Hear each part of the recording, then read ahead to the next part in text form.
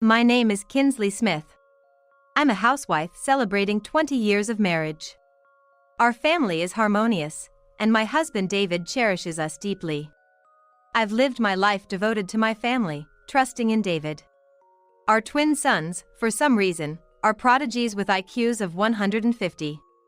They easily got into prestigious universities and are currently interning at the major corporation where David works. Though we've faced storms at times, our household has been smooth sailing. However, a storm that seemed it might sink us has arrived. It happened one afternoon. I decided to check out a slightly different store and extended my trip to a station a few miles away.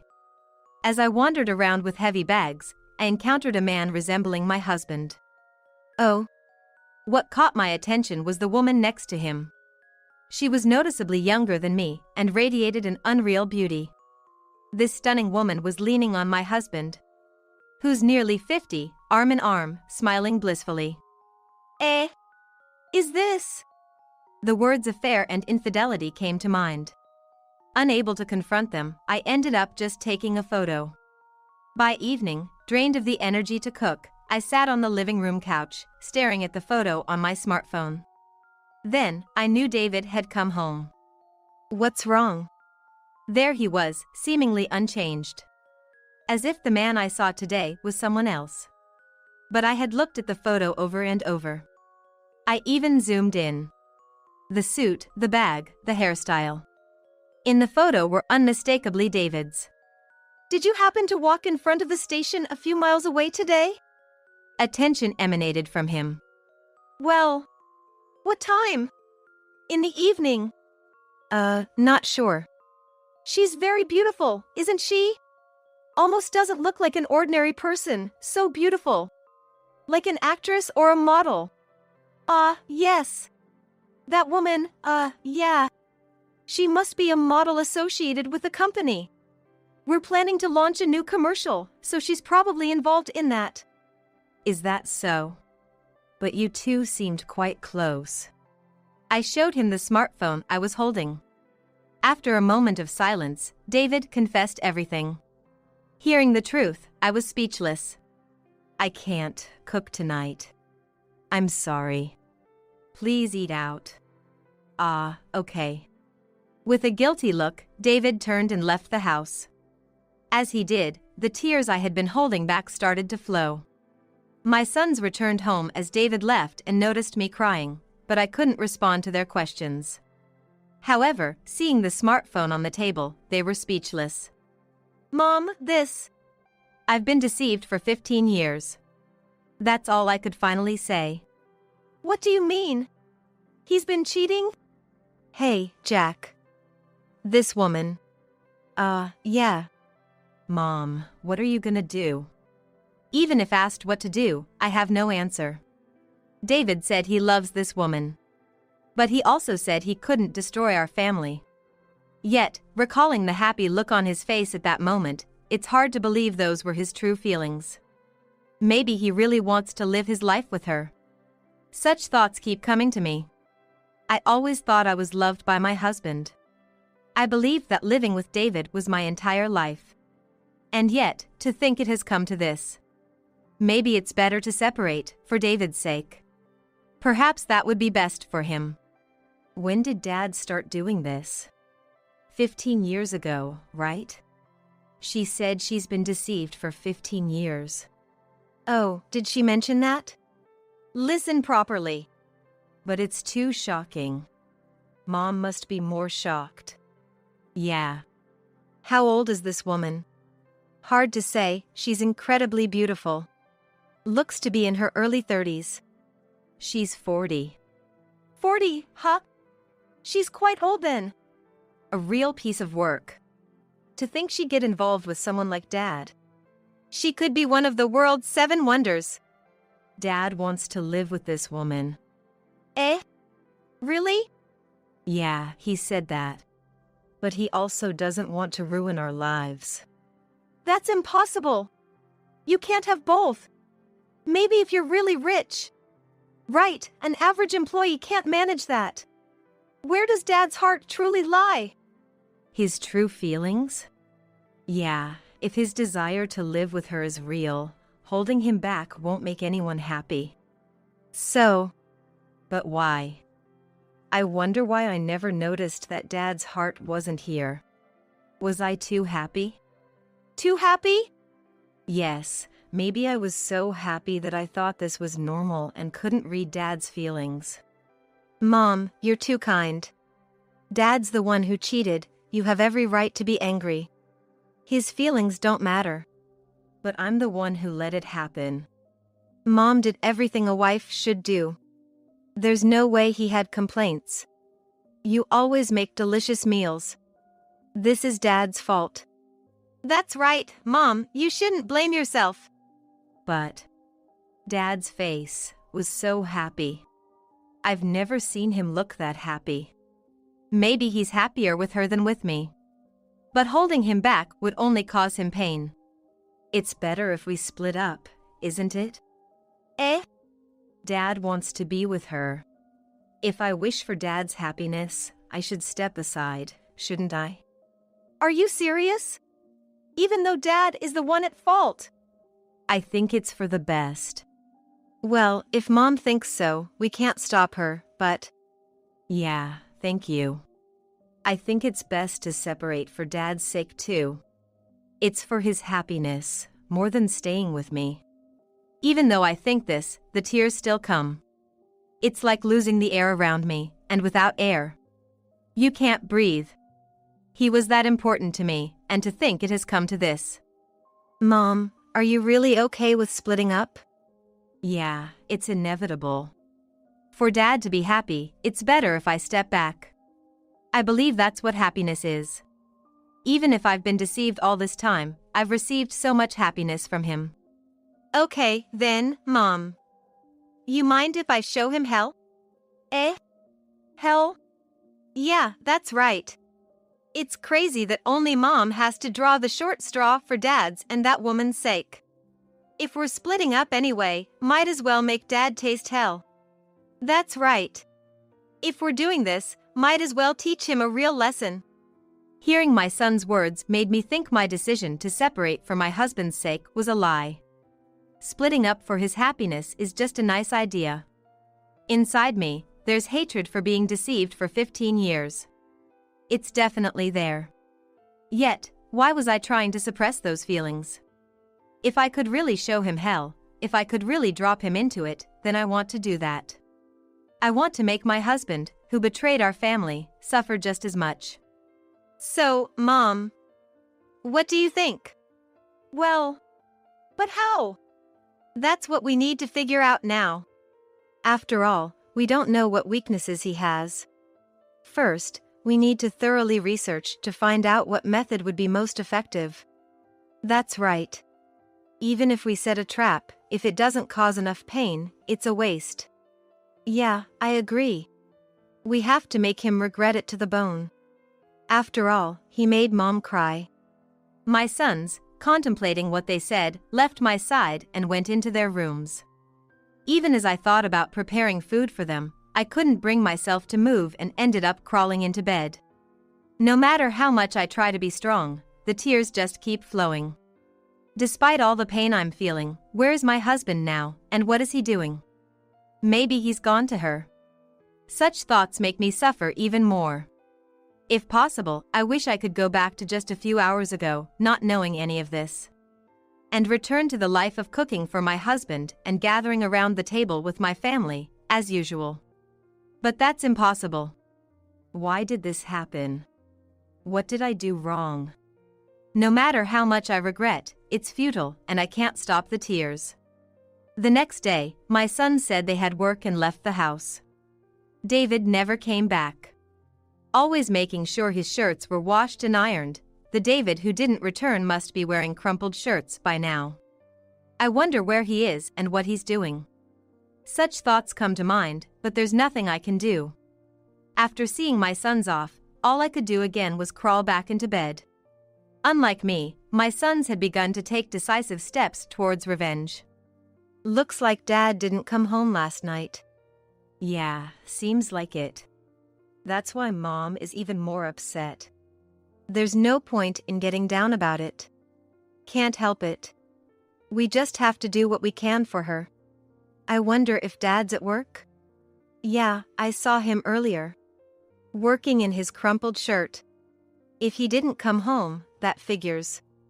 So, how are we gonna get our revenge? We need to figure out his moves first. Right. By the way, that woman in the photo, that's her, isn't it? One of the sons glanced towards the woman in the photo. Yeah, 90% sure it's her. It's tough to say 100% because it's a photo. What do we do? Follow them on the way back? Sounds good, I'll follow Dad. Then, I'll follow her. Hard to say if they'll meet today though. No, they'll meet. They were caught by Mom yesterday. Or, Dad might have gone to her place last night. Even so, it'd be hard for him to come back home, so he'll likely go to her place. Indeed. That's some deep analysis. You were thinking the same thing, weren't you? Yeah, I was. And so, the sons decided to follow them separately. One after Dad, the other after the woman. However, despite leaving separately, both ended up at the same apartment building. Whoa! Jack! What's up, Sebastian? Looks like this might be her place, huh? Maybe. I couldn't find a name on the mailbox. Maybe it's a room just for their secret meetings? Could Dad have rented it? Should we check with the real estate agency? Yeah, I'll look into something else. Something else? Now that it's clear they're together, we need to tighten the noose. Right, makes sense. I'll leave that to you then. I'll handle this side. While attending university lectures, the two spent a week investigating David and the woman, managing their part-time jobs as well. It seems they found out several things, and on the night before Monday, they shared it with me. Mom, could you come to the office tomorrow? To the office? Yeah, there's something important. I'll show you Dad heading for hell tomorrow. But there's something I need to ask of you, the sons said, and then they shared their plan with me. The next afternoon, just as they had asked, I went to the office, and my sons were waiting for me at the entrance. Mom, we're gonna meet with the president now, but make sure you do what we asked you yesterday. Yes. I'll be fine. The sons exchanged looks and then got on the elevator to head to the top floor. When they arrived at the president's office, there was David's lover, Nevaeh. Just like when I saw her a week ago, her beauty was mesmerizing. The president, though frowning, unsure of what was happening, still carried an air of dignity. What's this about? Jack, Sebastian? Sorry to trouble you. We have something very important to discuss. But we can't proceed without one more actor in our play. Actor? At that moment, the door to the president's office was knocked, and David entered. David. Nevaeh. The two of them calling each other's names in front of the wife. I felt dizzy. What's going on here? It seemed the president was the only one who didn't understand. No, I didn't understand either. What exactly was the relationship between this Nevaeh and the president? First, let me introduce. President, Director Nevaeh. This woman is our mother, Kinsley, the wife of David. Oh, is that so? Mom, this is the president and his daughter, Nevaeh. His daughter? Yes, Nevaeh is the president's daughter and also a director. And she's also Dad's girlfriend. That's correct. What? Sorry. You're involved with my daughter while you have a wife? President, please hold off on the anger. It seems Dad and Nevaeh have been together for 15 years now. They've been living like a couple, spending time together in an apartment they rented after work, then going back to their respective homes. Is that so? Nevaeh, you. I'm sorry. Are you two in love, without a doubt? Yes. I love David. Even after 15 years, I never once thought about breaking up. Is it because you want to marry him? Yes, of course. Nevaeh. David is a married man. Sorry, but I can't stop these feelings. I'd rather be the woman in the shadows, as long as I can be by David's side. Do you want to marry Nevaeh, Dad? Hey, Jack! It's okay, you can tell us your true feelings. That is... David seemed unable to say the truth in this situation. Saying yes would hurt me, and saying no could provoke the president's wrath. Considering his future, he likely couldn't express his true feelings. Do you want to be with Nevaeh, Dad? Or was she just a fling? It was not just a fling. How could anyone be in a relationship for 15 years just for fun? Did you know Nevaeh was the president's daughter when you started dating her? No, it wasn't like that. When I first started dating Nevaeh, she was a radiant 25-year-old young lady. I thought there's no way such a beautiful lady would date a plain guy like me. But I hoped at least she would have dinner with me, and when I asked, she accepted. Then I hoped we could drink together, and she agreed to that too. With each occasion, my feelings grew stronger. And Nevaeh, did you feel the same? Yes. I knew he was married. Even though I knew it was wrong, I couldn't help falling for him. Just having dinner with David was enough for me. But once one wish was fulfilled, I found myself wanting more, like having drinks together. Before I knew it, David had become a significant part of my life, and our relationship deepened. Oh, I'm sorry. Nevaeh apologized for the depth of their relationship. It was after we became involved that she first told me she was the president's daughter. What a thing to do! To steal another woman's husband. Shameful. I'm sorry. But I couldn't stop my feelings. I thought many times that we had to break up, but... So, both of you want to be together? Yes. I'm truly sorry. If I'm just speaking my feelings, then yes. But when I think of his wife, I know it's something we shouldn't wish for. And you, David? David looked at the president and then at me. The president had an indescribable expression on his face. Well, that's to be expected. His daughter is in a romantic relationship with a married man, a company employee. But if his daughter has dedicated 15 years to a man only to be discarded now, that would be truly painful. As for me, I neither showed anger nor smiled broadly. David, Nevaeh is being honest with her feelings. You should respond to that. Yeah, sorry. I do want to be with her. Kinsley, if I can be with David, I'll support his career advancement. I've already been doing everything I can for him, but I'll strive even more for his sake. So, you're asking for my forgiveness? Yes. Yeah, Nevaeh has been really good to me. I even got a recommendation for a director position because of her. There's a director position offer? Yeah, it wasn't confirmed yet, so I hadn't told you, but it's true. I see. Congratulations. So, it's just Mom left. What do you want to do with Dad? Continue together or... Jack looked into my eyes and nodded.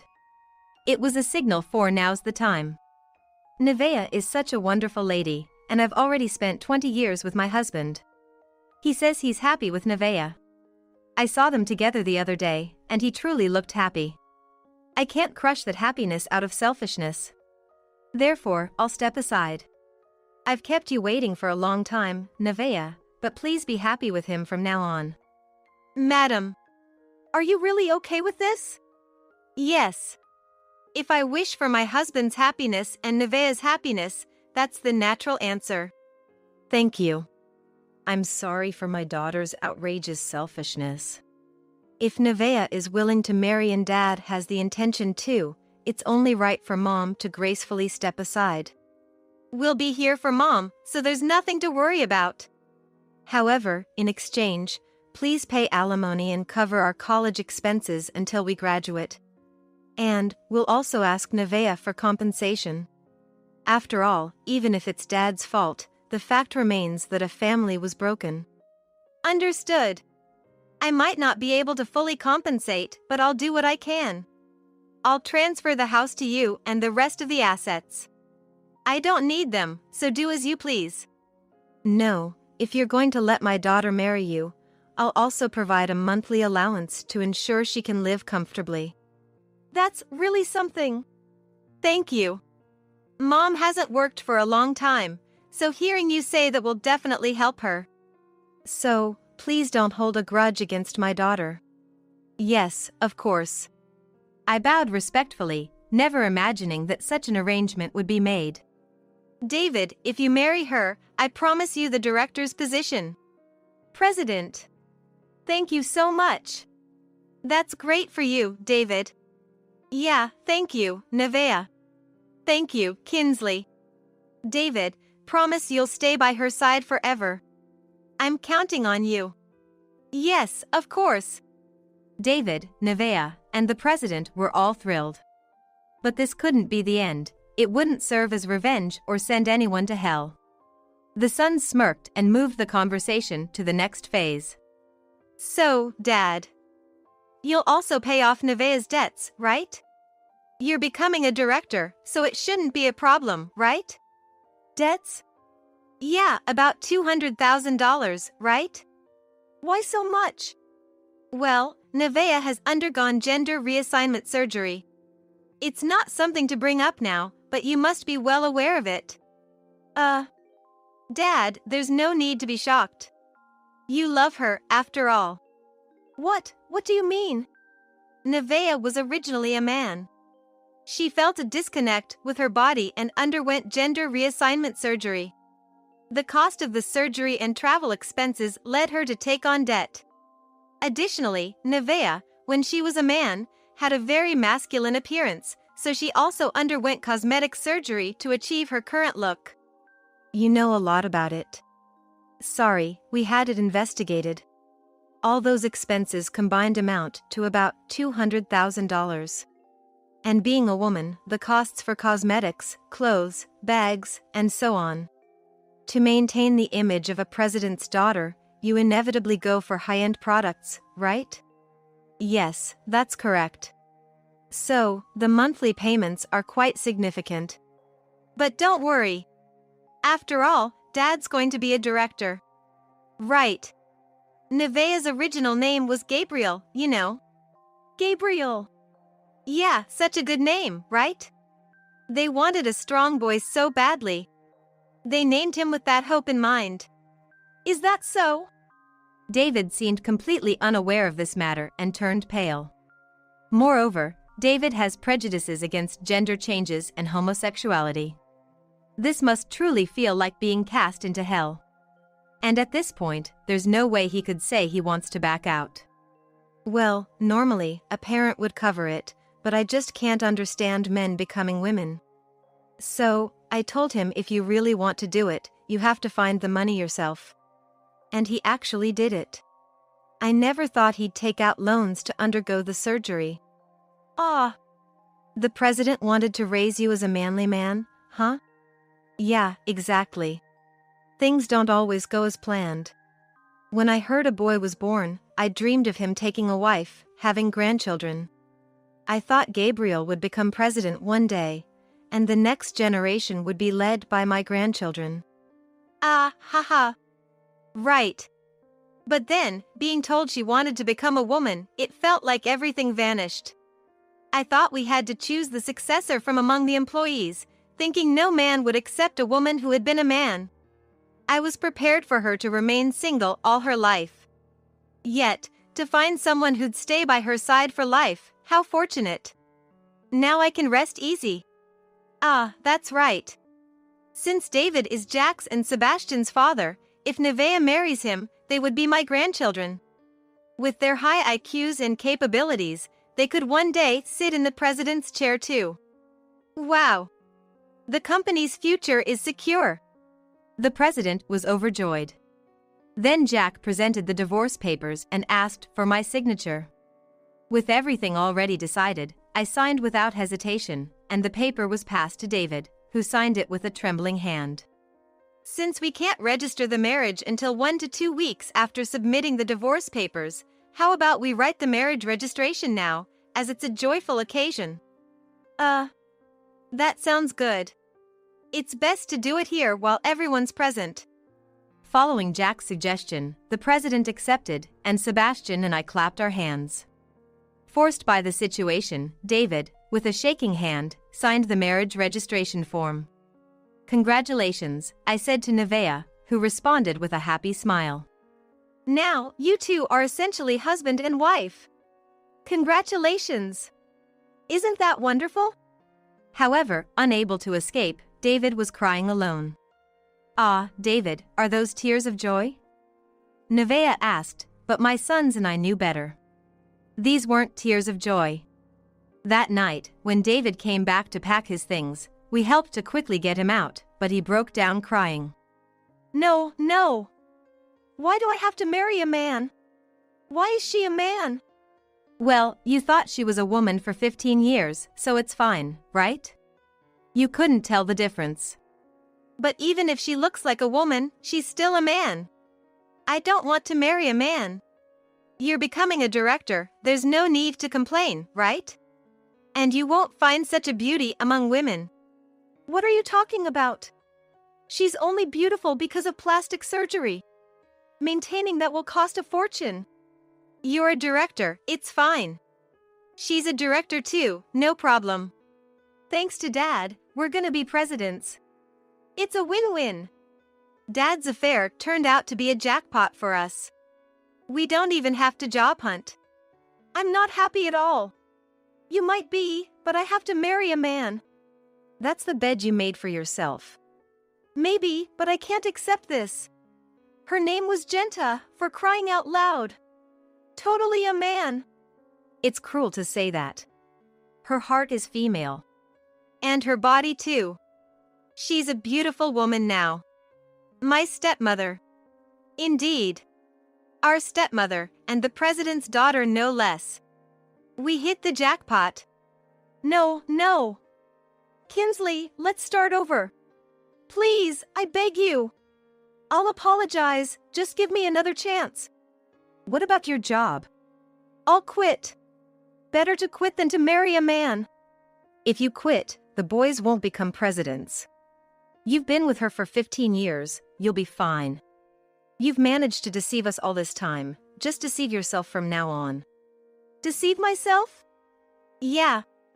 Just convince yourself she's female. Do it for your sons. Trick yourself into it." "No, no, no." Despite his protests, we quickly packed his belongings and kicked him out.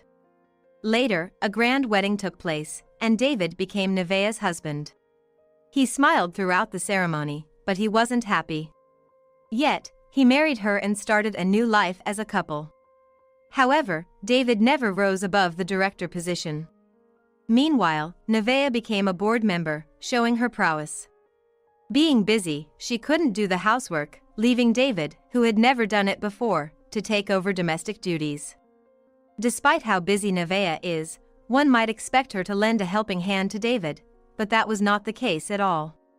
Despite her kindness before, Nevaeh turned into a tyrant, losing all her former gentleness. She seemed more like a beautiful man now. Consequently, I started receiving frequent complaint emails from David. Their content was always, "This is hell. I have to embrace a man at night, and I can't escape. This is pure hell." Receiving such emails, our family would read them together, laughing. I received a substantial alimony and a significant monthly allowance. Moreover, a significant amount of money is deposited into our accounts every month as living expenses. The boys secured jobs at the company and were promised the presidency. My life is secured until the end. Truly, I am the victor. Today's wine tastes exceptionally delicious. No way! Our house is. This house and the land belong to us. We can do whatever we want, right? The daughter-in-law should just be a maid in our house. As I raise my voice in shock, my mother-in-law is smirking at me. The moment John passed away, my mother-in-law arbitrarily demolished our house. She has always been like this. Treating me, the daughter-in-law, as if I were her servant, completely ignoring my opinions and feelings. Moreover, she misunderstands me working from home as being unemployed and thinks I'm leeching off her son. She seems to think it's okay to do anything to a leeching daughter-in-law. But I never imagined she would go this far. I've been enduring it until now, but I've reached my limit. Feeling anger rising inside me, I slowly opened my mouth to retaliate against her in front of me. My name is Mary Johnson. I'm a 43-year-old working housewife. I usually work from home. I don't have children, and it's been 12 years since my husband John and I started living together. We just got married and don't have much money, right? So, I decided to take over the house where my dad and mom were living. My parents are going to live in a new house built elsewhere, so we can live in the old one. At the beginning of our marriage, John told me such a thing, and I, who knew nothing yet, was quite happy. I was thinking of our own home, but I was anxious whether we could afford it with what John and I earn, so I was very thankful to my in-laws. Mom, thank you so much. This makes our married life more comfortable. Don't worry about it. We get to live in a new house, and we don't have to deal with the old house, so it actually helps us. I was thanked by her instead and thought I had a generous mother-in-law. Under these circumstances, the house where John and I live is registered under my in-laws' names. I have suggested changing the registration numerous times, but John has been lazy about it, and it has remained the same. However, this was a mistake.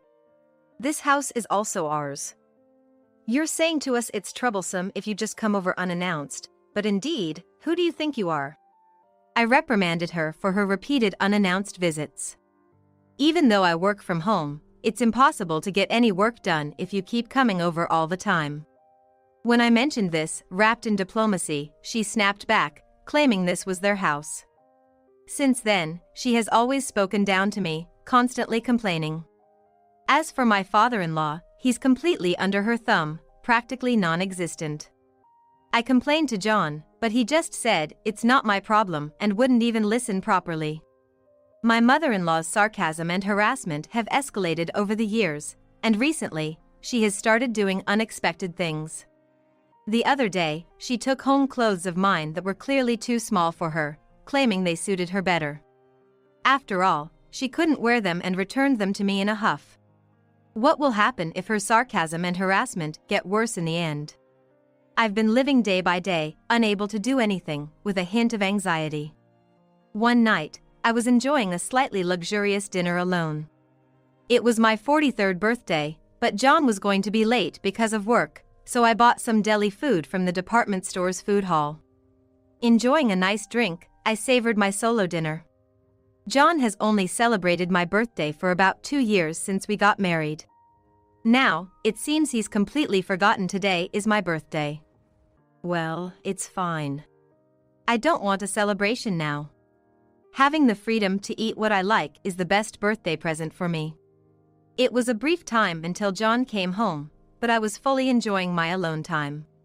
However, the pleasant time was ruined in an instant by the merciless sound of the doorbell, followed by the thumping of footsteps. Hey, Mary, it looks like John's suit jacket isn't here yet. Hasn't he come back? My mother-in-law barges into the living room without any prior notice, making me almost sigh, oh, again. This is a regular occurrence for me. Since it happens almost every day, I don't even bother complaining to her anymore. He's going to be late because of work today. I answered with a forced smile, to which she showed a displeased face. Then she noticed the deli food on the table and her eyes widened. Mary, what's this food? You didn't make this fancy stuff, did you? I'm sure you couldn't. This is some deli food I bought. Actually, today is my birthday, so I was enjoying a little nice dinner by myself. I tried to continue, but she interrupted me with a shrill voice. Oh. While your husband is out working, you're at home enjoying a luxurious meal? What a terrible wife! Huh? But I was working today too. Working? You were just playing on the computer, right? Using my son's money to buy such nice food. I always work from home on my computer, but to her, it seems like I'm just playing games. I've explained it many times, but she doesn't listen or try to understand. For someone unemployed, indulging in such luxury, you really lack the awareness of a wife." With that, she grabbed my half-eaten meal and threw it into the trash. "What are you doing? You, an unemployed person, should just eat beans or whatever." Moreover, she started rummaging through the fridge without permission. "Please stop." "Oh my. This cake, it's from a high-end store. Such waste on someone unemployed like you. I'll properly throw it away later." With that, she snatched the cake box. The deli food was thrown away because it was half-eaten by me. But the cake was untouched, and from her smirking face, it seemed she planned to take it home to eat. I was furious and tried desperately to take back the cake box from her. "That's my birthday cake, please give it back." "Oh, it's your birthday? There's nothing to celebrate. You're already in your 40s, not a child. You don't need this." And then she added insult to injury with such a snide remark. "Really, you become such a lazy wife because you don't have children. I've told you over and over to have kids." At those words, I grimaced deeply. I wanted kids too. But John said having kids would be too much trouble, so he didn't cooperate. He used to say he wanted kids before we got married, but were those words a lie? I've explained to her over and over that John doesn't want them, but she seems to conveniently forget the inconvenient truths. She blames me every chance she gets, saying it's my fault we don't have children. "I'll start cleaning up now, so please go home for today. It gets dangerous when it gets dark outside." I try to sound concerned for her, to get her out of the house. My enjoyable alone time was ruined because of her. I usually don't say anything to John, but this time I might not be able to hold back. I used to think it was okay for him to come back late, but now I'm waiting for him to come home, irritated and thinking, hurry back. When John finally comes home, I immediately try to tell him about what happened earlier. John silently hands over his bag, and as I take it as usual, I start talking. "Hey John, your mom came over today and..." Then, John grimaces severely. "Look, I'm tired, okay? Can we talk about your complaints some other time?" I would normally back off here, but today I can't hold back. Despite hesitating a bit, I persistently pressed John. "When is some other time? I know you're tired, but I need you to listen to me now. You're so persistent. I'm telling you I'm tired. I'm not free like you." He throws his suit at me in annoyance. I snap back, irritated by his attitude. "I've been working at home too. Your job doesn't bring in much money, right? You're living off my earnings, so don't talk back to me like that." John's words leave me wide-eyed in shock. Does he really not know that I've been working and managing our finances? The amount he gives me each month for living expenses is minimal. We couldn't possibly live on just that. Yet, it seems he's convinced that the money he provides is enough for a comfortable life. At the beginning of our marriage, I showed John the household budget and explained how much we needed each month. John was surprised, saying, "It costs more than I expected," but he seems to have completely forgotten about that. Forgetting inconvenient truths must run in his family, just like his mother. "John, my earnings are..." Thinking this misunderstanding is terrible, I try to explain in a hurry. But John forcibly cuts me off, not wanting to hear any more. "Your trivial story is less important than mine. Look at this." He hands me the health checkup results from his company, taken about 2 months ago. Checking the content, almost all items have bad ratings. "This result is terrible. Isn't it your cooking to blame? You haven't been putting something weird in the food, have you? There's no way I would do that. Then your cooking must be unbalanced in nutrients. Watch what you're making from now on." John says arrogantly, but he hasn't eaten the meals I've made for the last few years.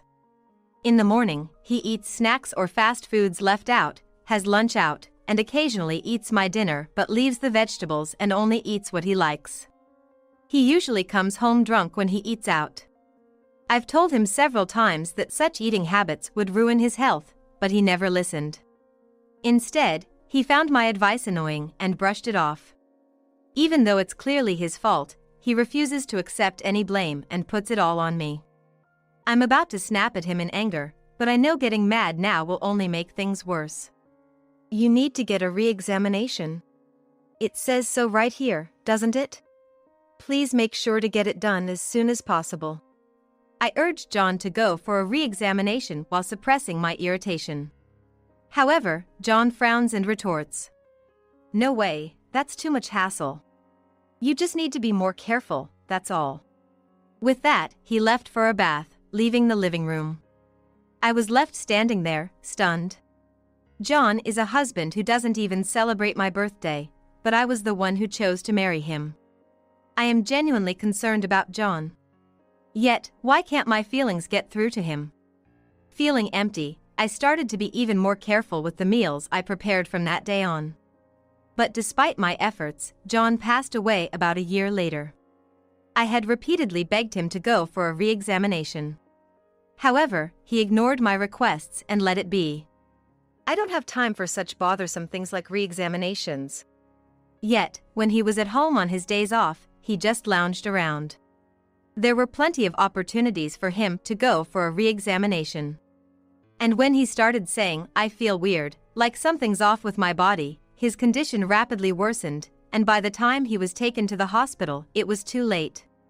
There was nothing to be done, and John passed away quickly. It's your fault my son ended up like this. Give my son back. My mother-in-law blamed me harshly for John's death.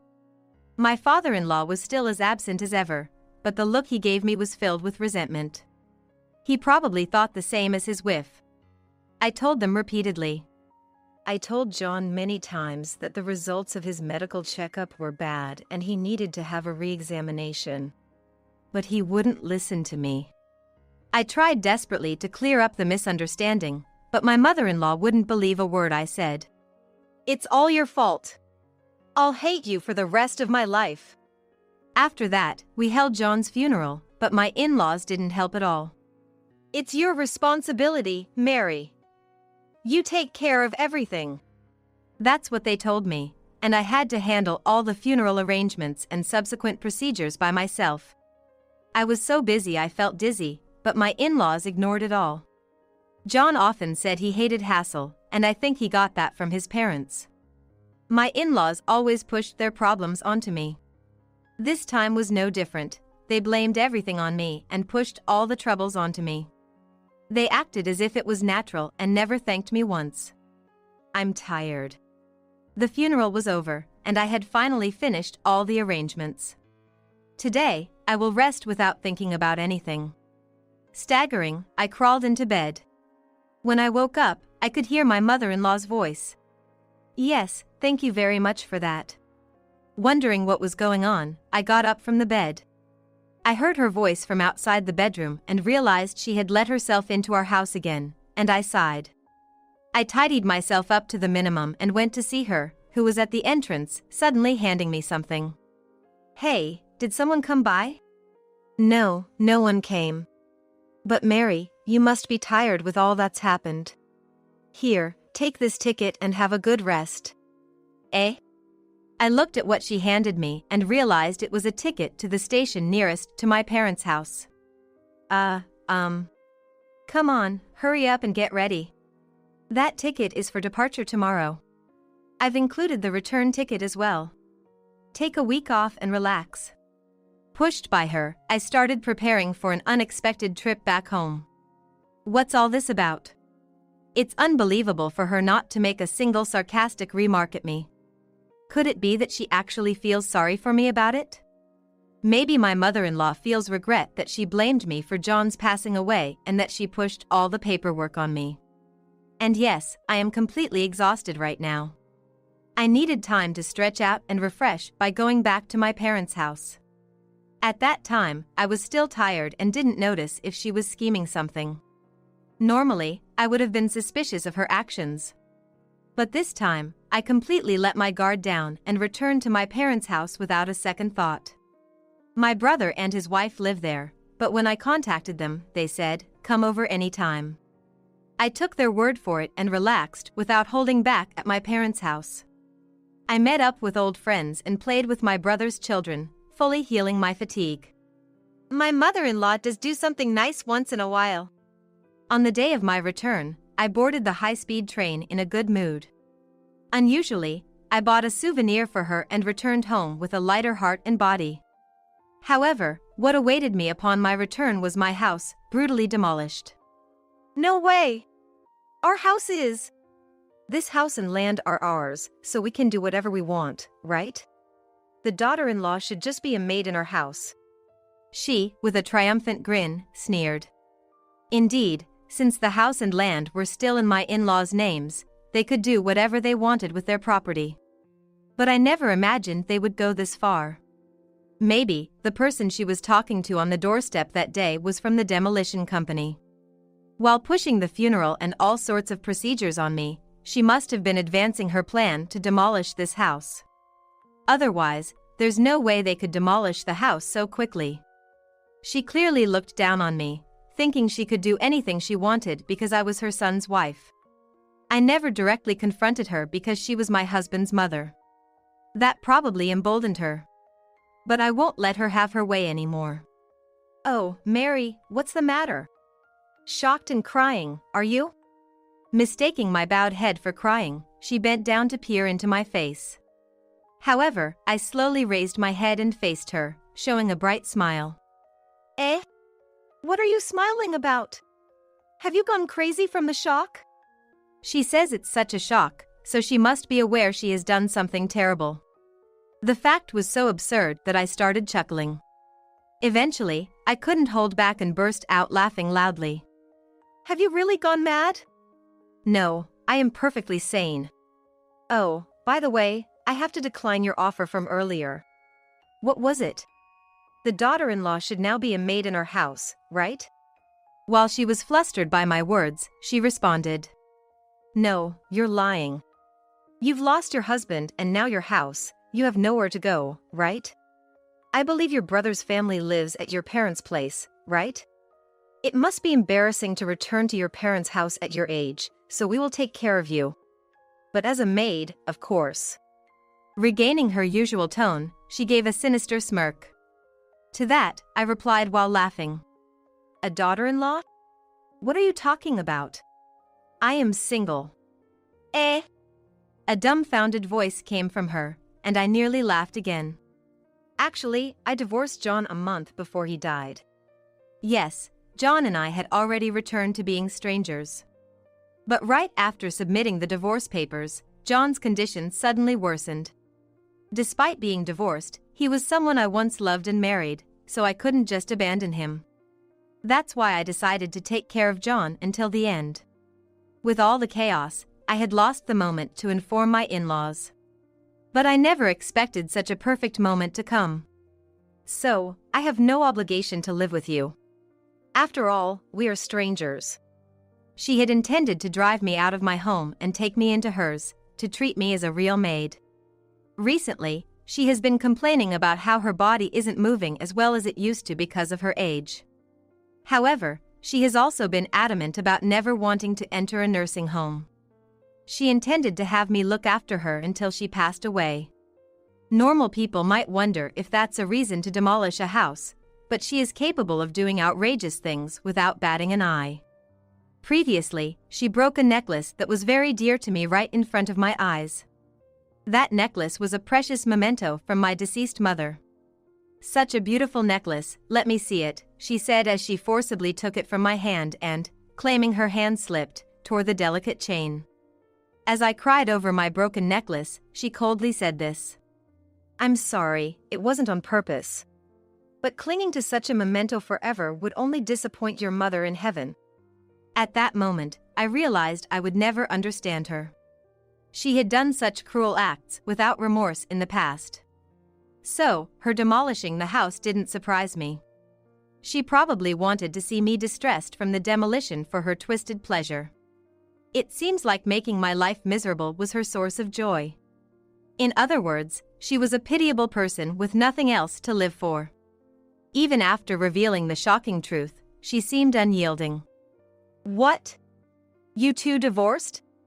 Did you force a divorce on your critically ill son? How could you commit such a heartless act? I'll demand alimony. If you don't want that, just do as I say. There was a reason we had to divorce. Her eyes widened in anger as she confronted me. A reason you had to divorce, huh? It must be a good one.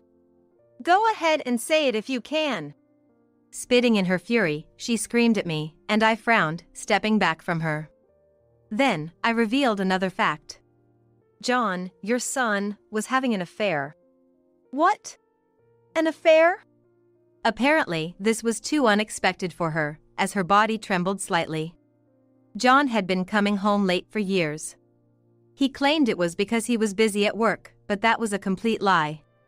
He had been staying out late to meet his mistress. I suspected the affair when he came home late 3 days in a row. Women's intuition is sharp, I was amazed. How just a slight change in behavior could reveal he was hiding something. The definitive evidence was when he left his phone on the living room table instead of taking it to the bathroom. I saw a message from his mistress saying, "Last night was fun. Let's go to that hotel again." The moment I saw that message, I realized, he really was having an affair. I had been aware of John's infidelity for some time and accepted the fact without much surprise. By then, my love for John had nearly vanished. What did it matter what someone I didn't love anymore did? I didn't need to be shocked. However, we were still married. He had to pay for betraying his wife. I acted quickly from there. I used my savings to hire a private investigator. Once I had gathered solid evidence of the affair, I took it to a lawyer and filed for divorce. The divorce was finalized a month before John passed away. I was ready to pack up and leave right after, but then John collapsed. There was no love or affection left between us, we were practically strangers. But I couldn't just leave a person suffering right in front of me. I'm not that cruel. John begged me with tears to stay until the end, and so I ended up taking care of him till his last moment. But when I say I took care of him, it was only the bare minimum. I didn't offer comforting words, I was merely there, handling his needs in a businesslike manner. John tried to cling to me out of fear as the disease ravaged his body, but I ignored him and treated him indifferently. Even after John passed away, I had no intention of ever forgiving his infidelity. But John was not in a position to pay alimony in his condition. However, I was demanding alimony from John, but since he passed away, I can no longer claim it from him. So, I decided to claim it from you two instead. Please make sure you pay. What? Why do we have to pay? My mother-in-law's eyes bulged with rage at the mention of alimony. She seemed more shocked by the alimony claim than the fact that her son had been unfaithful.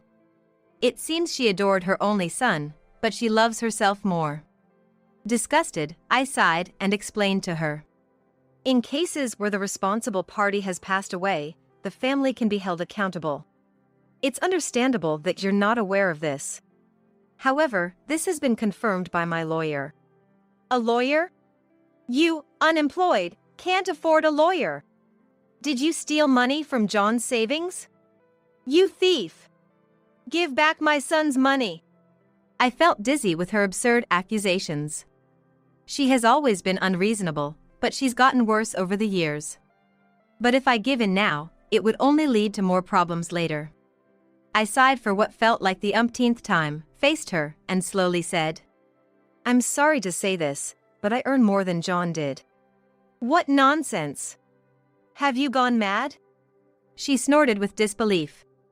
I resisted the urge to retort, who's the one who's really gone mad here? Then, I rummaged through my bag and thrust a document at her.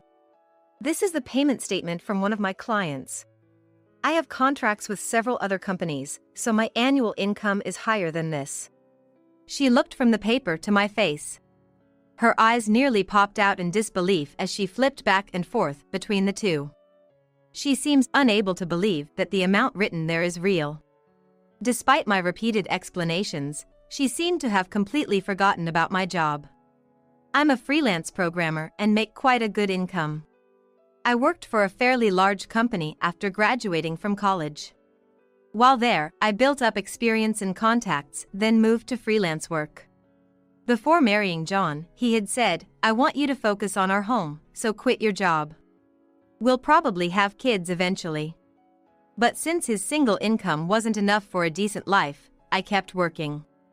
Now, I truly believe it was a good thing I didn't just go along with what John said back then. Up until now, I had to cover the living expenses for both John and myself, but with just me, I'll have more money to spend freely, so I can live a bit more luxuriously than before. It was fortunate that I kept the payment statement with me. Before going back to my parents' house, as urged by her, I noticed the payment statement from a client in the mailbox and thought it would be unsafe to leave it there, so I tucked it into my bag. I never imagined that when I returned, not only would security be the least of my concerns, but the house itself would be gone. "You're supposed to be unemployed." She's still in denial. I bluntly presented her with the facts. The demolition of the house was unexpected, but it's not a problem. After divorcing John, I had already signed a lease for an apartment, so I was planning to let go of this house anyway. It actually saved me the trouble. What concerns me is what happened to my belongings, but well, she surely hasn't thrown everything away. She, refusing to admit defeat, pointed a trembling finger at me. "It's because you didn't have children quickly that my son ended up like this." "Really? You still want to blame me? If there had been children, my son would have taken better care of his health and lived longer. It's your fault for being infertile that my son died. You should pay for your responsibility." Her ridiculously selfish reasoning made me burst into laughter. Then, I picked a particular image from my phone's gallery and showed it to her. "This is the conversation between your son and his mistress.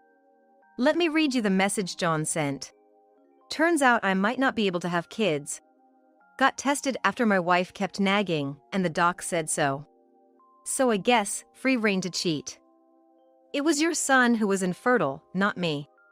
Before marrying, I had a bridal check and was diagnosed with no issues. Unlike John, I didn't lead an unhealthy lifestyle and was in good health. I could have become pregnant any time if I had wished. Do you understand now? The problem was not with me but with your son." "That's a lie. That can't be." "It doesn't matter if you don't believe me. My lawyer will be in touch soon. You might not believe my words, but you'll believe a lawyer's, right?" At this moment, I gave her a smile. This smile was my revenge for all the times she had her way with me. "From now on, you won't have your way anymore, and you will take full responsibility," was the message I conveyed with my full smile. Whether she got the message or not, she turned pale and collapsed weakly on the spot. After leaving her there, I headed to my new apartment. I already had the keys, and the furniture was all set up, so there would be no issue with living there. And a few days later, it seems my lawyer had contacted my in-laws. Initially, they refused the lawyer's demands, saying, "That's impossible," but when faced with the prospect of going to court, they complied without further argument. As a result, I received alimony payments from my in-laws. The in-laws tried to sell the land where our house once stood, but due to its inconvenient location, it seems they're having trouble finding a buyer. They could probably sell it if they lowered the price, but they've apparently used a significant portion of their retirement savings to pay me alimony, so they can't afford to lower it. My father-in-law, already retired, had to return to work by registering with a senior employment agency because they're struggling financially. But it seems his earnings are too low to help with their living expenses. My mother-in-law, having been a housewife with no work experience, is struggling to find employment. Because of her selfish nature, it's unlikely she'd last long anywhere. Driven by desperation, I heard she's been gathering water from a public park and picking wild plants to stave off hunger. Eating plants picked from the roadside is risky. She might accidentally consume something poisonous. But as they are now strangers to me, whatever happens to them due to their own actions is not my concern. If my in-laws had been kinder to me, or had helped me after John passed away, I might have considered the what-ifs, but reality was far from that. Whatever happens to them now is their own doing. That's a direct result of their past actions. So there's no need for my sympathy. By the way, my belongings were stored by my mother-in-law in a rental warehouse. I thought she might have taken anything valuable, but perhaps she realized she couldn't afford to mess with someone who could hire a lawyer. I was able to recover all my belongings safely. After the alimony payments, she contacted me once, help, but I ignored her and proceeded to cancel my phone contract. Only my family, work colleagues, and close friends know my new number. My new apartment is in a completely different location from where we used to live, so it's impossible for my elderly in-laws to find me. Just to be safe, I chose a new place with excellent security. If my mother-in-law does find me, security will immediately be alerted. It would just increase my hassle, so I'm hoping that won't be necessary. Right now, I am living a life of smooth sailing. Free from John's care and my mother-in-law's nagging and harassment, my life is stress-free. The only challenging aspect is my busy work schedule. Since I have more personal time, I've taken on more work, maybe a bit too much. But it's led to high recognition in my job, and it looks like busy days will continue. However, I manage to refresh myself adequately as I can meet up with close friends on weekends. At this age, many of my friends are also free from parenting duties, so it's easier to find time to catch up. Life after marrying John was filled with unpleasantness as I aged. I was scared of becoming more unhappy as I got older, but now, I'm not afraid of anything.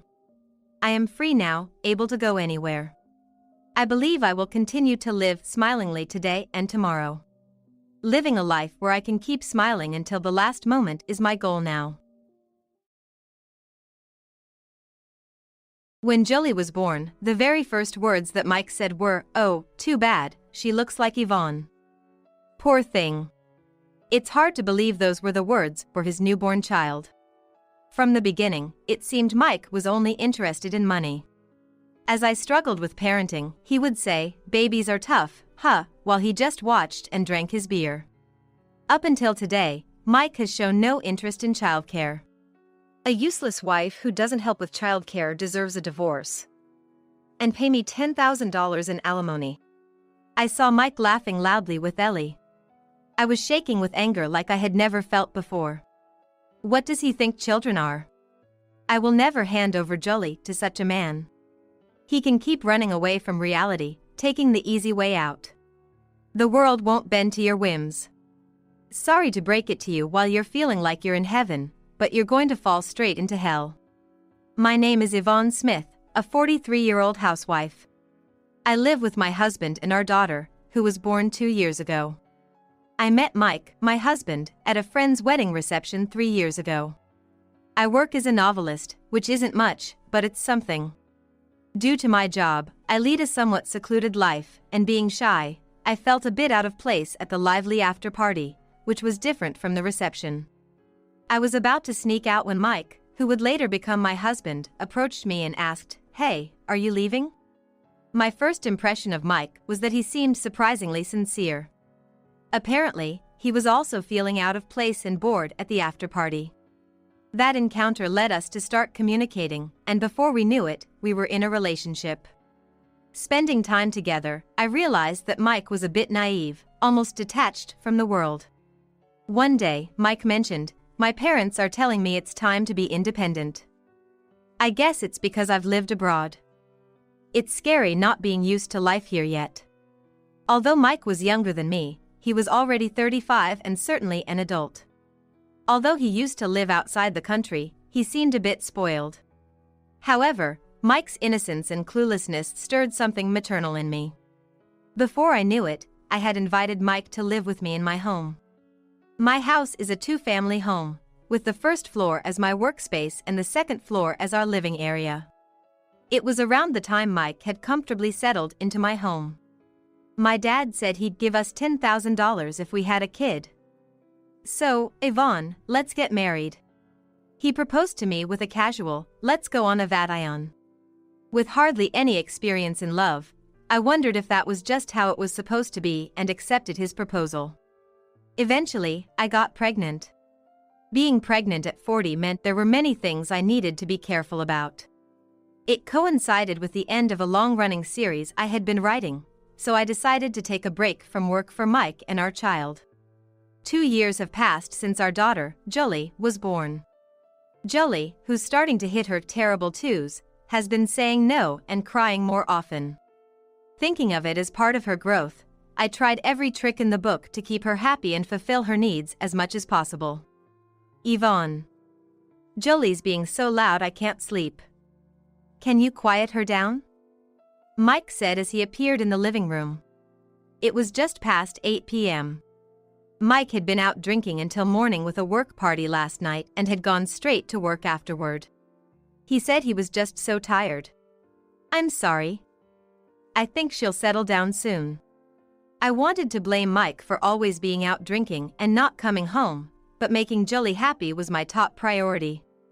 If Jolie calms down, Mike will be satisfied. Yvonne, you've got it easy, not working and just staying at home all day.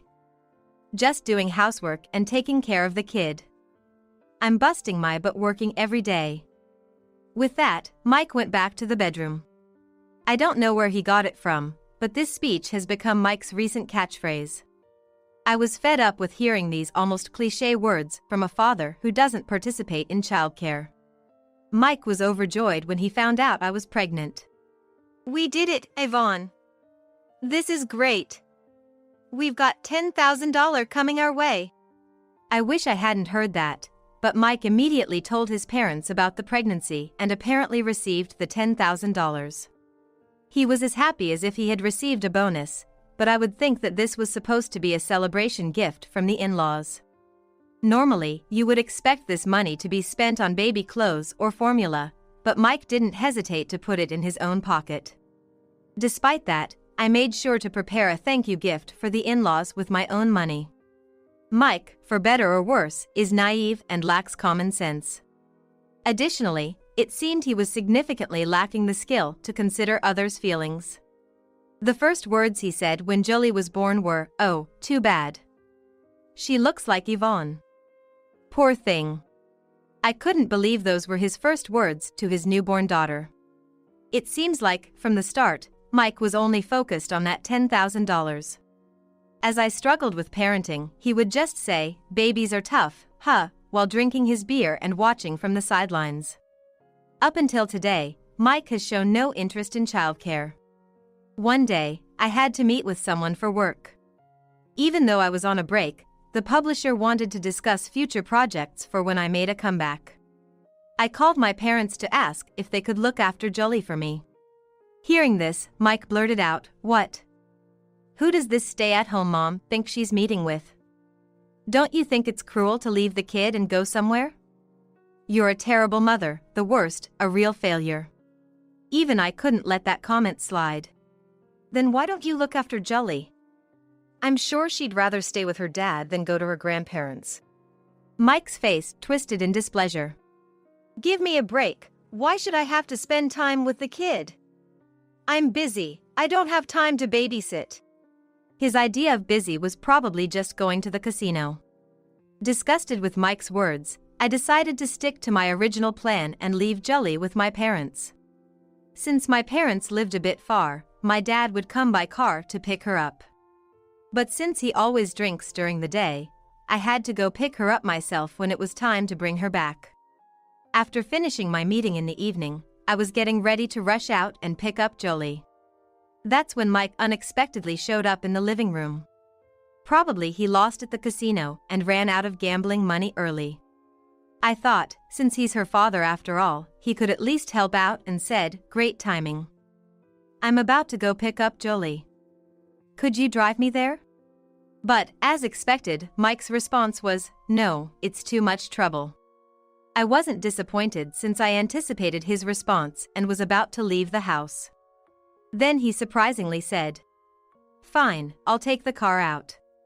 I doubted my ears for a moment, but seeing Mike grabbing the car keys and heading to the parking lot, I felt for the first time that maybe he did have a sense of responsibility as a father. I was filled with a small joy, which shattered the moment we got in the car and closed the doors. "I'll take the car out, but give me $600, Mike said, stretching out his hand. So that was his motive. I couldn't refuse now that I was in the car. And Jolie was waiting at my parents' house. I had no choice but to hand over the $600. Thanks, just a bit more and I would have hit the jackpot. I'll definitely win next time, just you wait. Mike started the car, almost humming a tune. In hindsight, maybe I shouldn't have relied on Mike for the ride. We didn't talk much on the way there. Just a few miles from my parents' house, Mike's phone rang. He picked it up and started checking the messages, despite driving. Hey, Mike, that's dangerous. You should pull over before checking that, I said, but he kept looking at his phone while driving. It's fine, I do this all the time. I'm used to it, Mike replied, even starting to text back. That's when I felt the car veer slightly to the right. Watch out, I thought, just as I saw the concrete median barrier looming in front of us. Mike hastily turned the steering wheel. With a loud crash, the car came to a halt. I remember the airbag deploying and feeling the pressure. Hearing sirens in the distance, I lost consciousness. When I woke up, I was in a hospital bed. I tried to move. Ouch! I felt a sharp pain all over my body. At the moment of the crash, I honestly thought it was the end. My last thoughts were of Jolie. I wonder how Jolie is doing. I wondered if she was safe at my parents' house. Hopefully, Mike hadn't done anything reckless. Oh right, what happened to Mike? As I looked around with just my eyes, a woman asked, "Are you looking for your husband?" When I turned to where the voice came from, there was a woman in the room. Are you from the meeting today? Yes, she was the new contact person from the publisher I met today. Her name was, if I recall correctly, Kelly. Ma'am, your husband had only minor injuries, so after some treatment and tests, he went home. It's terrible, isn't it? Leaving the hospital without even seeing you, his wife, in this condition. Kelly seemed more upset about it than I was. Apparently, she called to thank me for the meeting today, but learned about the accident after it happened. The hospital staff had taken the call and explained the situation to her. The hospital staff asked if they could explain the situation to me. Even though you were almost unconscious, you nodded strongly. You're too dedicated to your work, Kelly said with a smile. Your daughter is safe with your parents, so don't worry. And, if you don't mind, can I help you out while you're in the hospital? I knew I couldn't rely on Mike, so Kelly's offer was a relief. But I also felt conflicted about being taken care of by someone I barely knew. I really want to do this. I'm your editor, after all, Kelly said, her words providing me with much-needed support. So, I decided to rely on her. With her devoted assistance, I was able to leave the hospital. However, due to a severe bruise on my back, I couldn't walk and had to use a wheelchair for a while. Throughout my hospital stay, Mike never visited, only occasionally sending emails demanding $600. When I was discharged, it was my father who drove me home. And I was also able to take Jolie with me. My parents, understanding the situation, offered to keep Jolie for a bit longer. I wanted to be with her. Even when I assured my dad that Mike was there and it would be fine, he seemed uneasy. But he didn't press further, just saying, "Call me anytime if you need anything before leaving." Fortunately, my house was designed with barrier-free access on the first floor, anticipating living with my parents in the future. Though it was my workspace, I had spent most of my time on the second floor since marrying and taking a break. I had everything I needed for an overnight stay as I used to work late into the night. The spacious first floor, less cluttered than the second and fully accessible, was safe for Jolie to play around to some extent. I shifted from the wheelchair and managed to sit on the sofa. Something I could do thanks to Kelly's encouragement during rehabilitation. Seeing me on the sofa, Jolie came running and said, "Mommy, does your leg hurt?" Jolie will make it better, as she gently stroked my leg. Overwhelmed by her kindness, I hugged her tightly. How could Mike not cherish such a gentle and lovely child? I was profoundly relieved that Jolie wasn't in the car with Mike during the accident. I was the only one who got seriously hurt, and that was a blessing. I felt a surge of dark emotions towards Mike. I realized I needed to reconsider our future together, especially for Jolie's sake. The day after I was discharged, Mike showed up on the first floor. He had a bandage on his forehead, possibly from the accident. Wow, this is also my house, huh? I thought it was a 2-story apartment. The house has separate entrances for each floor, so his confusion was understandable. I had informed him via email that I was discharged, but perhaps he didn't find it odd that I wasn't returning to the second floor. I guess he never had it in him. He doesn't have any sense of concern for others. I couldn't help but feel a bit astonished looking back at Mike, and there was an unfamiliar young woman behind him. She looked incredibly young, maybe around 20. Oh, this is Ellie. Young and pretty, right? A far cry from Yvonne. I know it's sudden, but I want Yvonne out of this house. I'm going to marry Ellie. I was dumbfounded by such an abrupt declaration. But the moment I saw this young woman, I had already imagined the possibility. And then, Mike started saying even more outrageous things. Think about it, that day, it was because of your errand that I drove and got into that accident, right? So, I'm the victim here. You are the perpetrator. Maybe your injuries are your own fault, but mine were entirely collateral. So, I'm going to sue you for damages. I was speechless. I wondered how one could come up with such reasoning. Plus, Ellie is a nurse. She's nothing like unemployed Yvonne. She works and doesn't hesitate to spend money. She's the perfect woman, Mike said as he pulled Ellie closer. Watching them, I felt no jealousy, only disgust. Then Mike dropped the bombshell. Also, I'm taking Jolie. There's some allowance or something you get for having a child, right? Yvonne, you're sneaky, keeping such a good deal to yourself. Kids are quite useful, huh? You've always left Jolie with your parents, what a terrible mother. Now that you're in a wheelchair, I'll surely get custody. If I weren't in a wheelchair, I might have struck Mike. Mike was beginning to say such nonsense. I was shaking with rage. Jolie, sensing something, clung tightly to me. A useless wife who doesn't help with childcare deserves a divorce. And pay me $100,000 in alimony. Mike and Ellie burst into laughter together. I was trembling with a fury I'd never felt before. What does he think children are? I will never hand over Jolie to such a man. He can keep running away from reality, taking the easy way out. The world won't bend to his whims.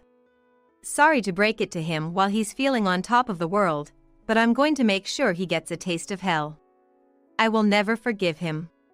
Ignoring the foolish pair laughing carelessly, I pulled a piece of paper from the desk drawer. And I handed it to Mike. Fine. Here, the divorce papers. Mike looked perplexed for a moment, but then laughed again. You're quick, just like Yvonne. I'll be counting on that $100,000. This man only talks about money every other sentence. I sighed the deepest sigh of my life in my heart. All right, $100,000. For the record, we need to clarify what this money is for, so this is for the accident you're involved in because of me, and it's compensation, right? Mike, happy about the money, nodded vigorously. That's right. It was your fault I got into that accident. I spoke calmly despite being astonished. Then I'll send the official documents later. Sign them along with the divorce papers. And I'll be raising Jolie. I won't give you custody. That's non-negotiable. I said this firmly, looking straight into Mike's eyes. Overwhelmed by my resolve, Mike conceded, all right, I give up on Jolie. When I think about it, she doesn't really like me anyway, and she's not that cute. I hadn't mentioned it, but Ellie is pregnant. So we don't need Jolie. I'll get another $10,000 from my dad. Did he ever consider how his words might hurt Jolie, being called not cute by her own father? I didn't want Jolie to hear any more of Mike's harsh words, so I sent her to the back room. Mike, you're really okay with this, right? I asked him for one final confirmation. Huh? Of course I am. Yvonne, make sure you leave this house soon. And hurry up with the $100,000 transfer. Mike and Ellie said this and went back upstairs. I called for Jolie. She ran to me quickly and hugged me tightly. Mom, will Jolie and Mom always be together? Jolie looked up at me with an anxious face. I hugged her tightly, reassuring her. Don't worry, we'll always be together. I decided to stay at my parents' house with Jolie for a while. I moved my work desk and all other furniture to another place. After some time, the signed documents for the compensation and the divorce papers from Mike arrived at my parents' house. He really is naive. That naivety was one of the things that attracted me to him, but now there's not a shred of affection left. I can send him to hell without any remorse. About a month after I left the house, I noticed the vibration of my smartphone while I was taking a break from working on a new manuscript. I was so engrossed in my manuscript that I hadn't noticed, but when I checked my phone, there were dozens of missed calls from Mike. I had a feeling he would reach out soon. I didn't want to talk to Mike, but I had no choice but to answer the phone. Hello? What's the matter? I could hear Mike's unusually frantic voice on the other end. Hey! Yvonne! What's going on? Some workers are here trying to take all the furniture and even saying they're going to demolish the house. I couldn't help but burst into laughter, finding Mike's panic amusing. Hey! Yvonne, don't laugh. Get over here now. This won't end well for you. Mike hung up forcefully. He cut the call even though there was no guarantee I would answer again or promise to go there. Such a foolish man, incapable of thinking ahead. However, I had to show Mike his hell, so I decided to go to him. Jolie is currently in daycare. As I was pondering my transportation options, the doorbell rang. It was Kelly at the door. Are you going somewhere, ma'am? I explained the situation and told her I was going to see Mike. Then Kelly said, in that case, ma'am, I'll go with you. I'm sure I can be of assistance. She drove me to Mike's place. During the ride, Kelly shared some astonishing truths with me, making me somewhat eager to confront Mike. When we arrived at the house, workers were busy moving out the furniture. Mike rushed over when he saw me. Hey! What's going on? Is this your doing? Fix this. He was full of vigor until he saw Kelly getting out of the car, then his face turned pale. It's been a while, Mike. Kelly revealed she was Mike's actual sister. I was surprised when I heard it in the car, especially since they were almost estranged. Let's not have this conversation standing here. Let's go inside, she suggested, and we moved to a room on the first floor. Mike was pale and said nothing. Ellie looked puzzled beside him. In the empty room, silence wouldn't move the conversation forward, so I quickly broke it. We're demolishing this house. I don't need it anymore. The furniture is being moved to my new house where I'll live with Jolie and my parents, I said, which made Mike burst out in anger. Why? We are living here, aren't we? You can't just demolish it. Ellie nodded in agreement. This house is mine. I built it with my money.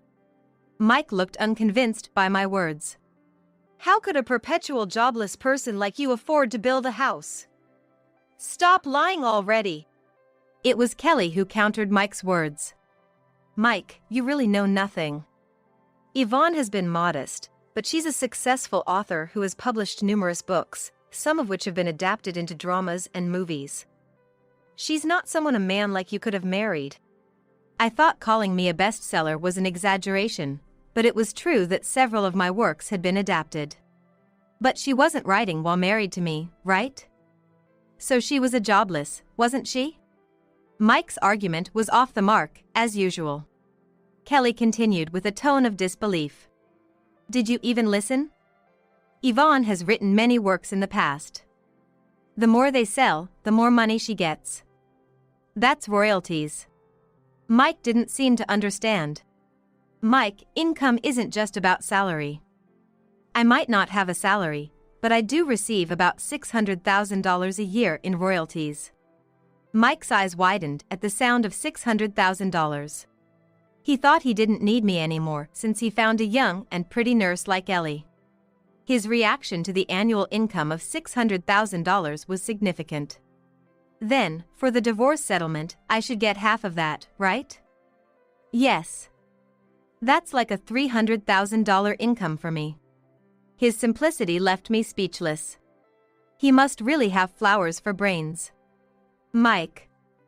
Yvonne's royalties come from works published before she was married to you, so you're not entitled to any of it. Mike froze with a puzzled look. He should be thankful he even got to fantasize about having $300,000 for a moment. I pressed on. And this house too. It was built before I married you, so it's not subject to property division. The same goes for the furniture. You just moved into the house where I lived. Anything you two bought, you can keep. We're divorced, and I'm not going to let strangers live in my house, so please leave as soon as possible. Mike looked unconvinced again. He demanded in a harsh tone, so where are we supposed to live? I don't know. You have $100,000, so you should be able to find a place quickly, right? I replied, causing Mike's expression to darken. That $100,000. It's gone. I went on a trip abroad right after and it disappeared quickly with some casino visits. Typical of Mike to squander a fortune on gambling. But I don't have an ounce of sympathy for him. But your current wife is a nurse, right? Good for you, having a wife with a steady income. I smiled sweetly. Mike brightened up a bit. Yeah, that's right. Ellie being a nurse has really saved us. I quit my job, and she's been on paid leave this past month, right? Ellie's face fell at those words. That girl isn't a nurse or anything, Kelly interjected. Mike, you really don't know anything. I had to check on Ellie because Dad wanted to when you said you got married again. Ellie, you're unbelievable. Does Mike know everything? Ellie shook her head slightly. Ellie? You're a nurse, right? You said you were making $8,000 a month, right?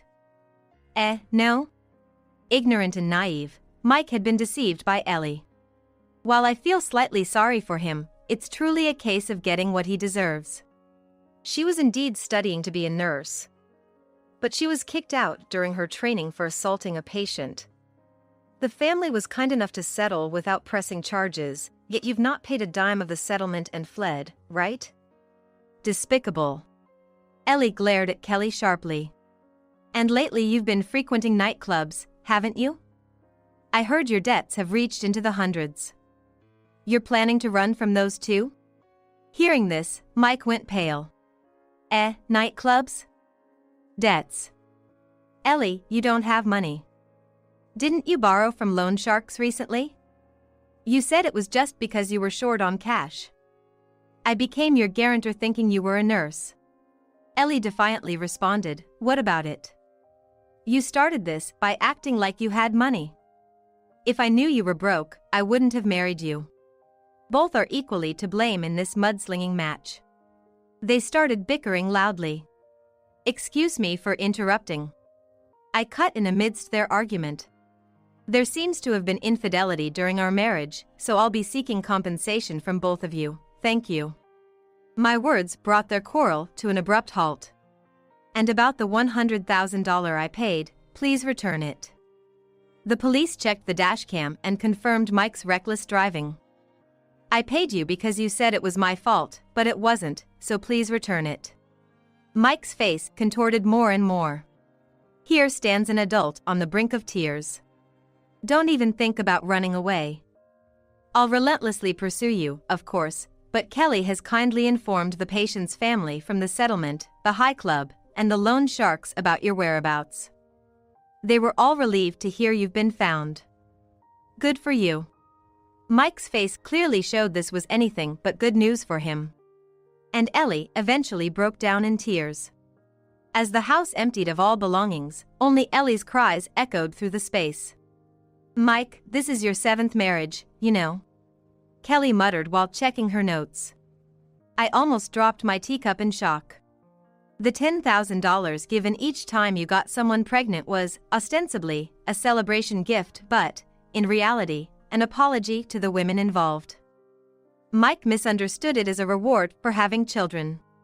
I was dismayed at how one could make such a misunderstanding. Kelly had cut ties with Mike, finding his irresponsibility unbearable. Sending Mike abroad was Dad's idea to keep him under surveillance and prevent any mishaps. But meeting Yvonne after returning home was unexpected. Incredibly, Mike has 6 children, including Jolie. His family has cleaned up his messes after every divorce, but Ellie was the last straw. Ellie wasn't pregnant after all. It was a lie for the money. Her social media posts showed her partying, drinking, smoking, and even bungee jumping abroad. Actually, Dad, my husband, and I are huge fans of Yvonne's work. We were thrilled to hear about Mike's marriage, but also deeply concerned. I apologize for not stepping in sooner as his sister. I hoped being with Yvonne might change him for the better. But he ended up causing you trouble instead. I hugged Kelly tightly, wishing Mike had realized the value of his wonderful family sooner. Mommy, look, you're walking well. After a lengthy rehabilitation, I could walk again on my own. Kelly still helps me with editing and daily tasks.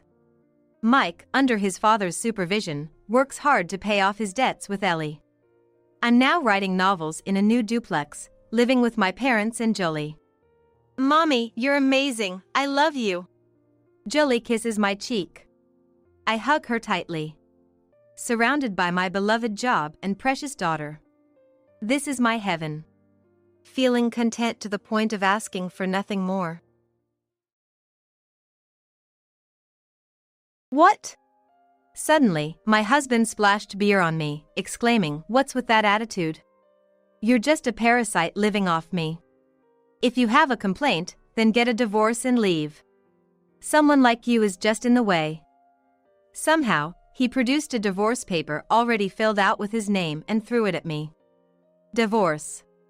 Under normal circumstances, one would panic, but my feelings were different. Rather, I had been longing for these words. All right. I accepted far more readily than I believed possible. Huh? My husband was taken aback by my calm acceptance. Ignoring my surprised husband, I calmly began to prepare to leave the house. However, he seemed to think I wouldn't really leave, and while he laughed at my preparations, that laughter would only last until today. He's about to learn what it means for me to be gone. By then, his smug smile will turn into an expression of utter misery. My name is Emma. I'm a 43-year-old housewife. I live with my husband Ryan in a quiet residential neighborhood. Ryan and I started dating about 10 years ago, introduced by a mutual friend. From dating to marriage, it took about 2 years. Looking back, I wonder why I decided to marry Ryan. It's a mystery. He was so quiet initially, responding to my attempts at conversation with brief yes or okay answers, making it honestly boring to be around him, and I thought we would break up soon. But before I knew it, we were married. Well, all of that was Ryan's fault for what he said. I will make you happy. I promise to make you happy. You won't have to suffer, trust me. He proposed, sounding like something out of a drama. The moment I heard it, I wondered if he was deluded about himself. But Ryan's face was so serious, I couldn't help but laugh. I didn't expect to hear something like that. And your answer is? Yes, I'd be happy to. And so, we became husband and wife. After getting married, we moved into the house my father used to live in. My father had been talking about returning to his hometown to work for a while, and in the course of those discussions, he frequently suggested, "Why don't you live here?" With our marriage, the timing aligned, and thinking of the future and the convenience, we decided to live here. I believed we would have a happy married life together. Here you go. My husband said, throwing an envelope at me as he returned from work. It was white one. Thanks. It's not thanks. It's thank you very much. Thank you very much. With that, Ryan seemed satisfied and went to change into his casual clothes. Opening the envelope, It contained $600. This isn't enough, I muttered to myself. The envelope thrown at me by my husband contained $600 for our monthly living expenses. Since getting married, the living allowance he gave me was just $600 a month. Electric bills, gas, water bills, plus groceries and everything else. Fortunately, not having to pay rent does help a bit. I've told my husband countless times that this isn't enough to live on, but every time, the response I get from him is awful. Huh? You should be grateful to even get $600. I'm busting my back every day, working long hours and enduring stress from my bosses. And you're telling me to give you more because it's not enough? For a mere housewife like you? It's always like this. He claims he's having a hard time, working hard every day to support the house, so I shouldn't nag. It always happens. Yes, I get where he's coming from. But that's a separate issue. Trying to reason with him only sours his mood and makes the atmosphere at home terrible. In the end, I cave, and it's as if nothing happened. The shortfall in the living expenses, I cover by dipping into my savings from when I was working. This has been going on since we got married. Where did all those promises from his proposal go? My dissatisfaction with my husband, who seems oblivious to any happiness, just keeps piling up, while he continues to live as he pleases. As if he were the king of his own little country. Hey, beer. Yes, oh, sorry. We're out of beer. Huh? What do you mean there's no beer? I told you before to always keep it stocked, didn't I? Sorry, I was so busy with house chores, I couldn't go shopping today. Despite explaining my reasons, it's as if my words don't even reach his ears. Don't give me excuses. You're a stay-at-home wife, aren't you? Then household chores are your job. That includes shopping. The only thing that can soothe me after a hard day's work is a beer. And you ruined that. You destroyed my moment of bliss. Once it gets to this point, anything I say is futile. All I can do is listen to his rant. Then, watching for a moment, I say, I'll go buy it right now. Hurry up. My precious time is ticking away while we're talking. Dressed in my house clothes, I dash to the nearby supermarket to buy beer. I ran back home with the beer. By the time I arrive, I'm out of breath, with sweat dripping down my forehead. I'm back, here's your beer. My husband, lying on the couch and yawning, snatches the beer from me. Then, sitting up, he takes a sip. This is it. Nothing beats beer after a long day. Glad you like it. You look tired, and you're sweating. You smell a bit, too. Go take a shower. As if it's my fault I ended up like this. His thoughtless words hit me hard, both irritating and shocking me. Really, he only thinks about himself. A month has passed.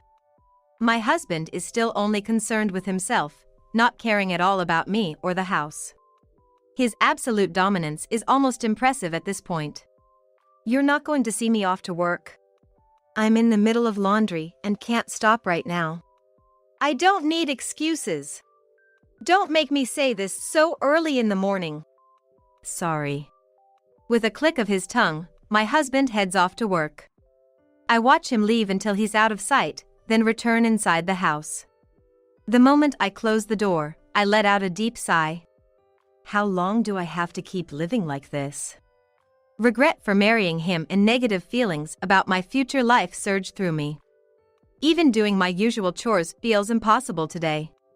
I zone out while looking at the garden. Having a day like this once in a while might be nice. I tell myself, almost as an excuse, that I've worked hard enough up until now. Then, the cell phone I had placed nearby starts ringing. It's my husband calling. I debate whether to answer it or not, almost hoping he'll give up during my hesitation. But the call from my husband doesn't stop. I sigh deeply once more. And then, deciding to face whatever it is, I answer the phone. Hello? Why don't you answer right away? How many times do I have to call? I'm sorry, I couldn't pick up right now because my hands were full. Well, whatever. What's for dinner tonight? I'm surprised. He's never called to ask what's for dinner before. What's this about? I'm still thinking, but maybe beef stew, it's been a while. Huh? What? His cryptic behavior is troubling me. What's going on? My colleague said he's going to eat steak after work today. And then, he asked what's for dinner at my place today. What do you think? What do you mean, what do I think? Don't you think it's strange? My coworker's eating fancy steak while I'm stuck with stew. How come I, his senior, have to eat cheaper food than my colleague? His dissatisfaction is clear from his tone. He's envious of his coworker getting to eat something as nice as high-quality meat. Meanwhile, he's at home eating stew. Clearly, he wants to eat something even better than steak. He wants something that would make his coworker jealous. He wants to be thought of as amazing. You know we can't afford that kind of luxury, right? If you really want it, you'll have to figure it out yourself. Indeed, we don't have the means to eat such fine foods. Of course, if he's willing to pay for it, that's a different story. But that's unlikely to happen with him. It's really pathetic. Don't you care at all? That I'm falling behind someone like my colleague? Don't you, as my wife, feel anything about this? But what can I say? We simply can't afford it. He doesn't seem to understand that at all. If it were possible, I would do it. But as I said, we don't have the means for that, do we? Especially when you give me so little for the household expenses. I couldn't help but complain. Immediately, he retorts sharply. What? Do you even understand how hard I'm working to earn money? And there you are, just living off of me, daring to complain. If you have complaints, why don't you manage the household chores better? Other housewives are perfect at managing their chores, not you. You're the only one who complains to the breadwinner. I didn't say that much. I'm just asking for enough to cover our monthly expenses. That's what's annoying. Who do you think you are? If you're going to complain that much, why don't you work and earn some money yourself? His anger explodes. At this point, there's nothing I can do but apologize. I'm sorry. I've been too demanding. This usually smooths things over quickly. But this time was different. You think you can just apologize and everything will be fine? You think I'll just forgive you? No one's going to forgive that. The anger I've accumulated over the years won't be settled with just your apologies. His reaction was unexpected. His anger had been significant until then. It was all over the difference between having high-end meat or stew. There's no need to get that angry. It's fine. Talking to you is just a waste of time. I won't be coming home tonight. Do whatever you want. See ya. Wait! The call was disconnected. I never thought it would come to this. The next day, my husband didn't return home. Was it really that terrible for him? Just because of one meal's content, to show such anger? I pondered if I was at fault and considered apologizing to my husband, but each time I thought, am I really to blame? After all, it all started with his unreasonable demands, not understanding the household matters. Each time I questioned myself, I could feel my heart growing heavier. Still, as a wife, I had no choice but to support my husband and keep telling myself that. About a week later, my husband came back. I've been away for a while, but this place is covered in dust. Did you even clean? This is my castle, you know? I can't understand how you could leave it dirty like this. I did clean, but I've been feeling a bit under the weather recently. Maybe I couldn't do as much as I wanted to. Despite everything, I found myself wanting to rely on him. I didn't do anything specific. Just a few kind words would have been enough. However, the words that came out of his mouth were far from kind. Get the dinner ready. Are you going to leave your tired husband who's been working all this time unattended? Couldn't become a good wife in a week, huh? In the end, you're still the same useless wife, aren't you? After a week of not knowing where he was or what he was doing, to come back and immediately hurl insults at me. Hoping for his kindness was futile. So, this is how it's going to be. In the next moment, I felt a sense of lightness I had never experienced before. This was new to me. As I was trying to understand what was happening, "Hey! Are you listening? Get the dinner ready. And don't forget the beer," he lashed out again. But this time, something in me had snapped, and I responded to my angry husband with a nonchalant attitude. Seeing this, he suddenly stood up, went to the fridge himself, and took out a cold can of beer. And then... What? Suddenly, he doused me with beer. "What's with that attitude? You're just a parasite living off me. If you have a problem, then let's get a divorce and you can get out. Someone like you is just in the way." Out of nowhere, he threw a divorce paper with his signature already filled out at me. Divorce. Under normal circumstances, one would panic, but my feelings were different. I had actually longed for these words. All right. I accepted it more readily than I could believe. Huh? My husband was taken aback by my calm acceptance. Ignoring him, I calmly began to prepare to leave the house. However, he seemed to think I wouldn't really leave, and laughed at my preparations, but that would only last until today. He was about to learn what it meant for me to be gone. By then, his smug smile would turn into a face of utter misery. 3 days later, I returned to my father's house. During that time, my ex-husband called me multiple times, but since we were divorced, I naturally ignored them. Even after such a clear decision to divorce, I couldn't understand why my ex-husband would still call. The day I was told to leave and get out. When I was carrying my bags outside, waiting for a taxi, my ex-husband must have never thought I would actually go. Now, putting on such an act is pointless. My decision to divorce won't change. If you insist, I won't reconsider the divorce, though. Reconsidering? As if he had the right to say that. While all this was happening, the taxi arrived. The driver helped me with my luggage, and I got into the taxi. It seems that was when my ex-husband finally realized this wasn't a joke, as he frantically tried to stop the taxi as it began to drive away, but it was too late. Leaving my ex-husband standing there, the taxi drove off, and he could only watch in a daze.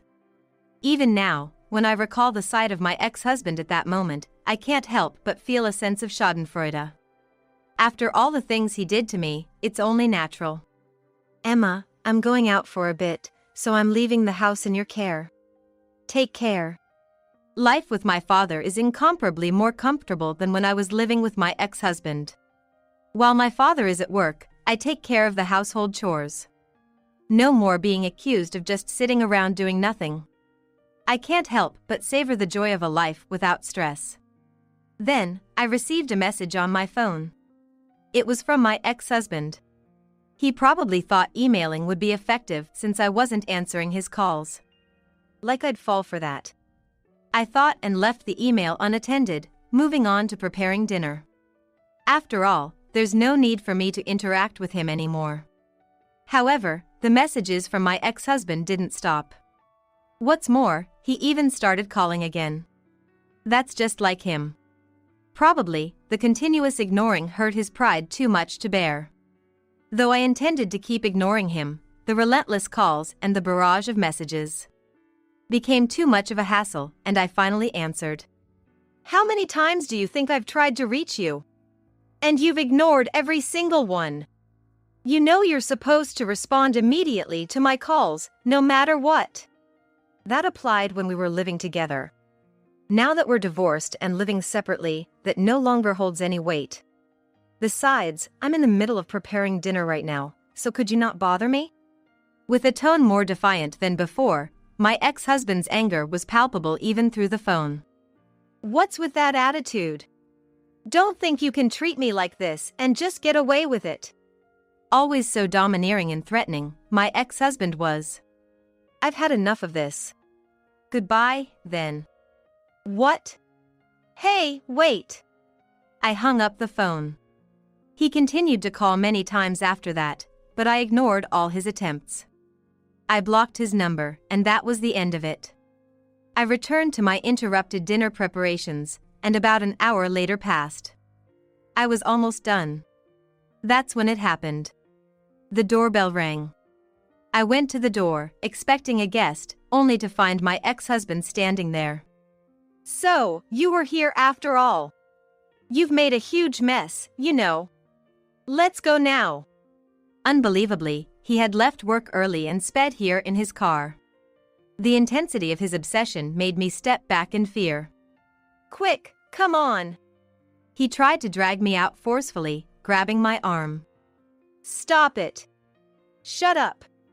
If you don't listen, I'll have to take measures. As he raised his hand to strike, I resisted with all my might. The struggle continued at the doorstep, attracting the attention of neighbors who gathered around, watching us with curious eyes.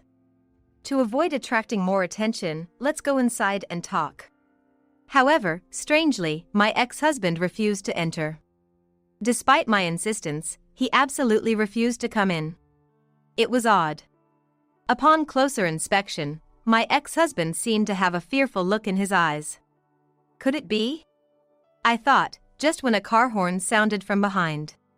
It appeared the crowd gathered in front of our house was blocking the way, making it impassable. However, this horn sounded familiar to me. Wait, that sound is... Then, the car that had been honking parked in front of the house.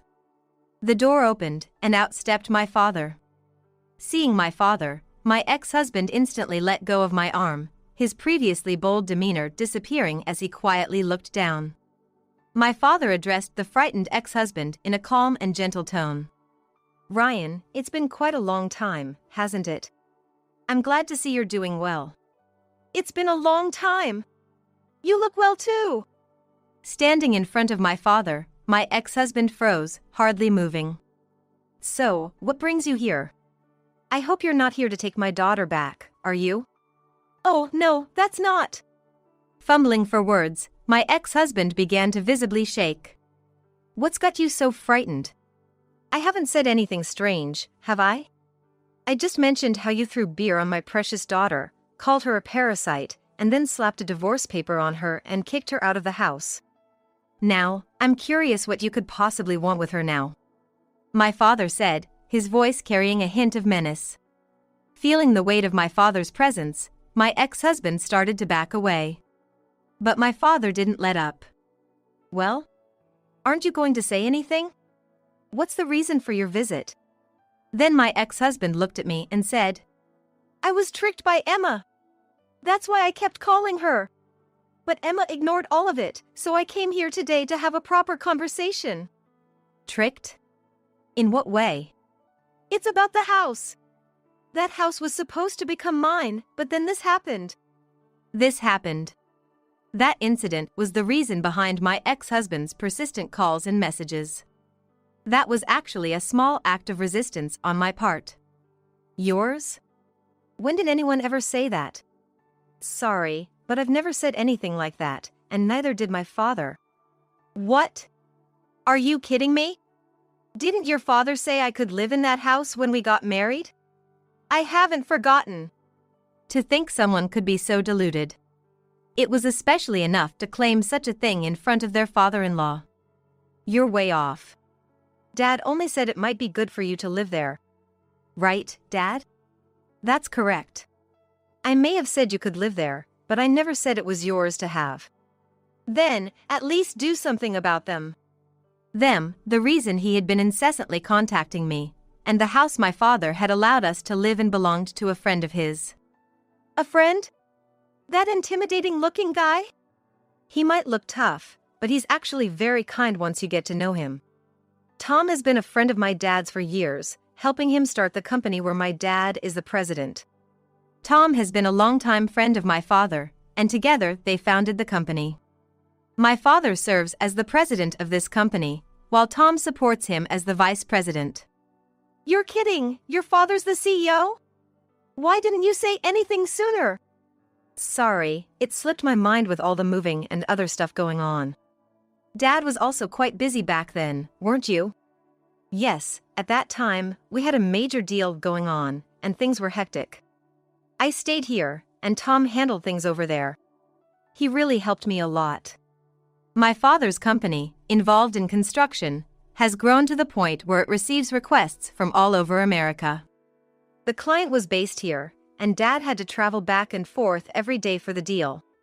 It became too hard, so he moved back here for easier access to the deals, leaving Tom to manage things there. Then, that house is... As I've said before, it's not yours. The house was given to us under the condition we manage it. If Tom is coming back, that means you have to leave. Upon hearing the truth, my ex-husband's face turned pale, and he bit his hand in shock. No way! I told my boss and my colleagues that my house is a high-rise condo. That it was mine. Now what? That's something you did on your own. I have nothing to do with it. You'll have to figure it out yourself. My ex-husband had misunderstood that he had been given the house by my father. His self-serving interpretation of the situation had led to this pitiful outcome. How pity. It was then that his phone rang. Glancing at the screen, my ex-husband screamed and threw the phone away, collapsing onto the sofa and muttering incoherently. And he was collapsing onto the sofa and muttering incoherently. Picking up the phone, I saw the call was from his boss. And there were messages from colleagues as well. We're at your house right now. They're saying this isn't Ryan's house. I'll call you, so please answer. Almost immediately, another call came in. I tried to hand the phone to my ex-husband, but he buried his face in the sofa, mumbling unintelligibly, motionless. Driven by his pride, my ex-husband had always tried to present himself in the best light. He would spend his monthly salary on treating others, trying to convince everyone he was wealthy. This incident exposed his true self, leading to a breakdown of his character. I forcibly took my motionless ex-husband to the car and drove him to meet his colleagues. Seeing him in this state, they were speechless, recognizing a side of him they had never seen before. Perhaps out of fear, they ran away. Afterward, my ex-husband was laid off from his job. The company had deemed there was no hope for his return and decided to let him go. He's now back at his parents' home, recuperating. Despite our divorce, there's still the matter of money he owes me. Currently unable to work, his parents have covered his debts, tearfully apologizing to me. While it left me with mixed feelings, that's just how things are. I hope my ex-husband can repay the kindness his parents have shown him. As for me, here are the documents for the next deal. Thank you. But this makes things difficult. If you keep saying that, we'll fail the next deal. You need to focus. Good grief, I sure have got myself some employee.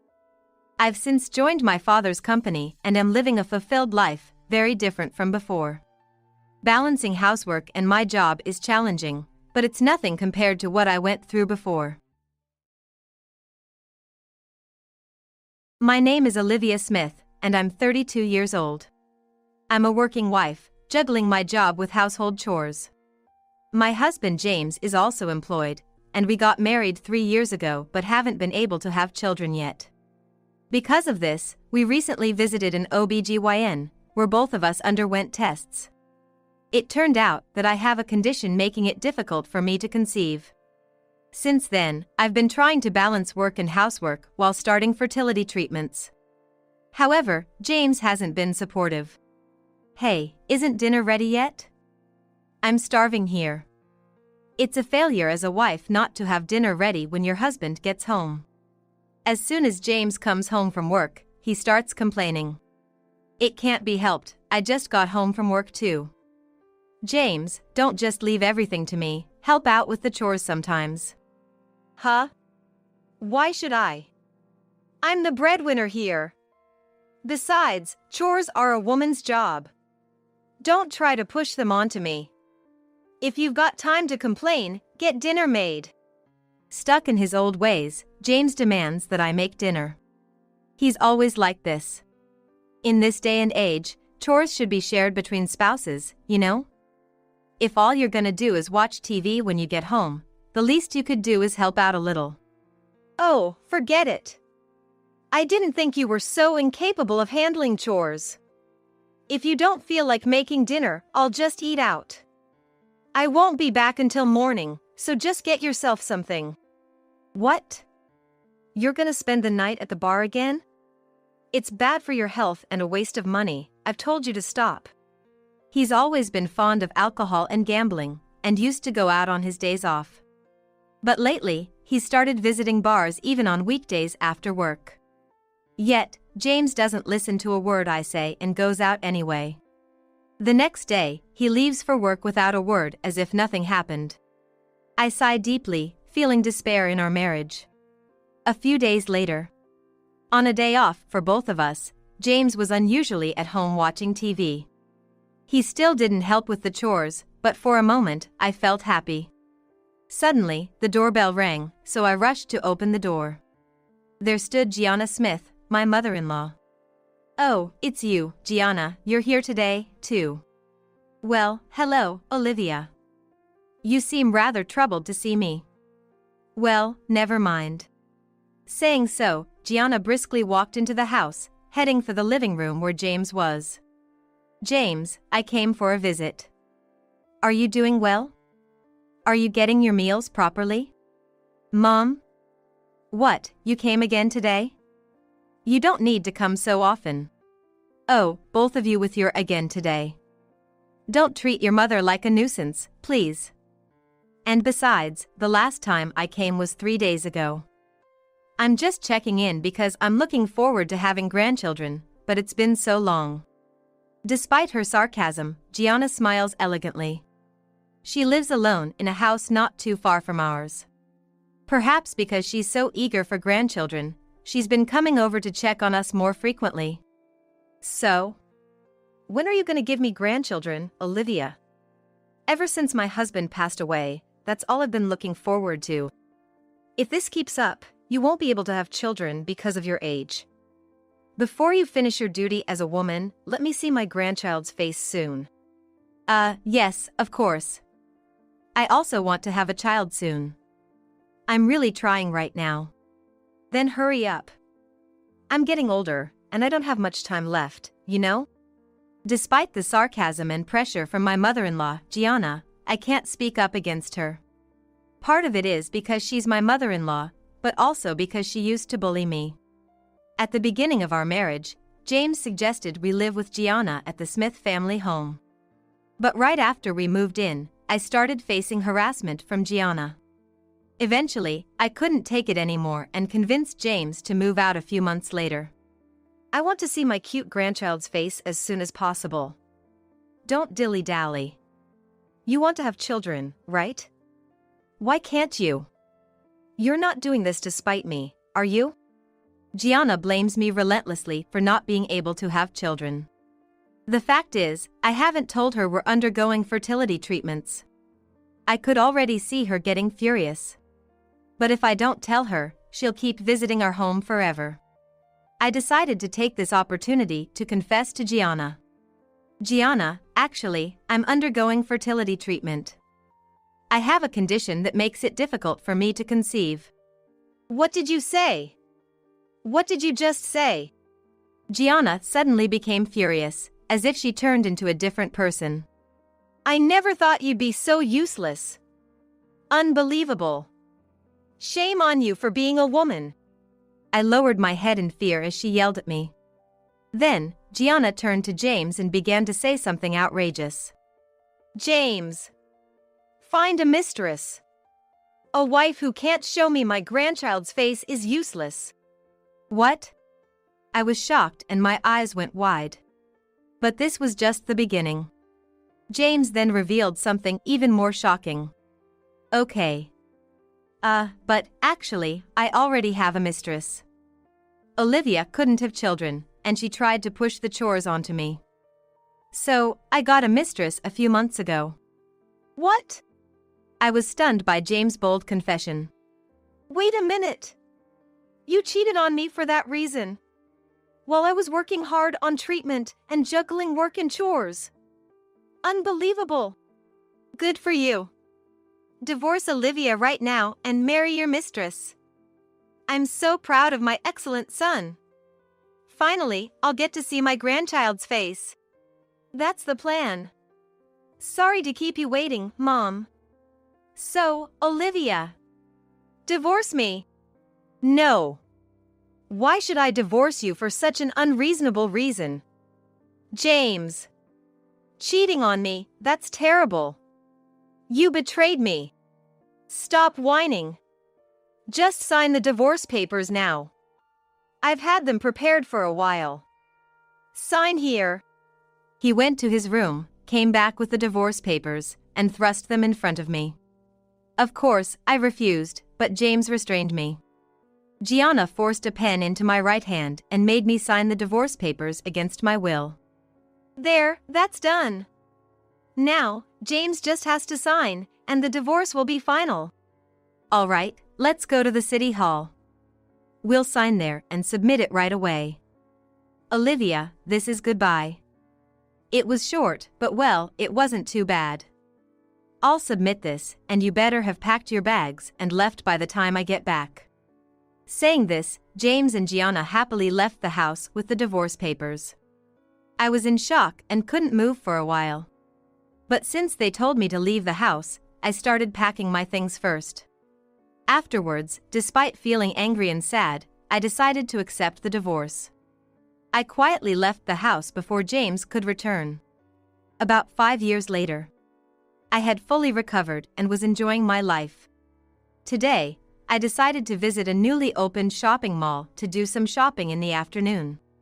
Standing in a corner of the large store, 2 people suddenly appeared in front of me. They were the last people I thought I'd ever see again. Olivia. Is that you, Olivia? Wow, it's been a long time. Oh, isn't that Olivia?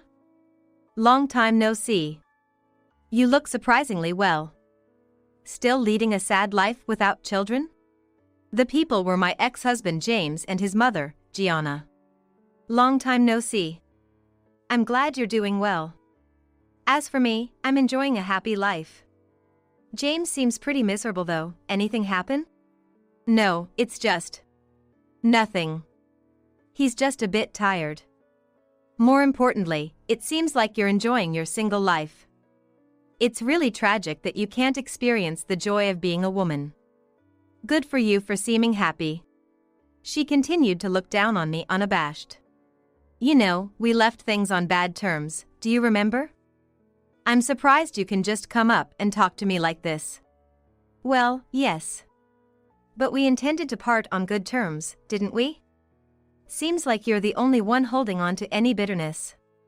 Tough for you. We've been living peacefully without a care in the world. Right, James? Yeah, sure. James didn't seem convinced. Olivia, you're still single, right? Good to see you're not looking haggard. You must be happy, but I guess it's lonely without me suddenly gone. If you ever need anything, feel free to get in touch, okay? What? Why are you saying this all of a sudden? James, what are you talking about? You don't need to worry about her. Just leave this useless woman alone. You can't have kids, can't get married, it's a bit pitiful, really. I felt odd hearing James being kind after so long. Though his attitude intrigued me, it was no longer my concern. Could you, maybe go somewhere else? I'm waiting for someone, and they should be here any minute. That's when I wanted to leave the situation behind. Mommy! Olivia. Sorry to keep you waiting. I made sure to buy everything we forgot. A girl and a man were running towards me from behind, calling out to me. James and Gianna were stunned, unable to grasp the situation. Olivia, who are these people? Friends or something? That girl just called you Mom, didn't she? Wait, surely not. Yes, this is my new husband, Luca, and our 4-year-old daughter. After divorcing James, I quickly remarried and had her. Isn't she adorable? What? A new husband and daughter? What's going on here? James and Gianna were shocked and started panicking. Actually, after the divorce, I married my coworker Luca. Olivia, you said you were single. I can't believe you remarried. Why did you lie?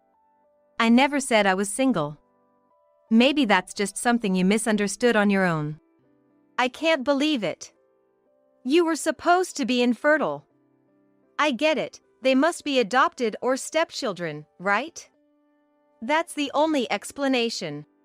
Actually, I just have a condition that makes it hard to conceive, and she's neither a stepchild nor adopted. After you forced me into that divorce, I became emotionally weak. I went back to my parents' house, took time off work, and shut myself in for a while. But then, one day, Luca came to my parents' house. He looked after me until I recovered. Luca visited my parents' house whenever he had time while I was recovering, offering me encouragement. Thanks to him, I quickly got better and regained my spirits. He then confessed to me that he wanted me to be in a relationship with him on the premise of marriage. It turns out he had liked me for a while. Moved by his earnest support, I started to feel the same way and accepted his proposal. A few months later, we got married, and, fortunately, we were blessed with a daughter that year. By the way, we had our daughter before we got married. It was so easy to get pregnant, it was like we had no idea we were going through fertility treatments. I wonder if she really didn't want James to be her father? I knew Olivia had difficulties conceiving, but I was so happy we could welcome a new family member so soon. Luca and I shared a shy laugh together. Perhaps unable to stand our happiness, James showed his true colors. That's unbelievable. There must be some mistake. You couldn't have children at all when you were married to me. There's no way you could get pregnant so soon after remarrying. And before getting married, that timing is too perfect. That daughter must be mine, right? You must have been pregnant before we divorced. It has to be true. Is that true?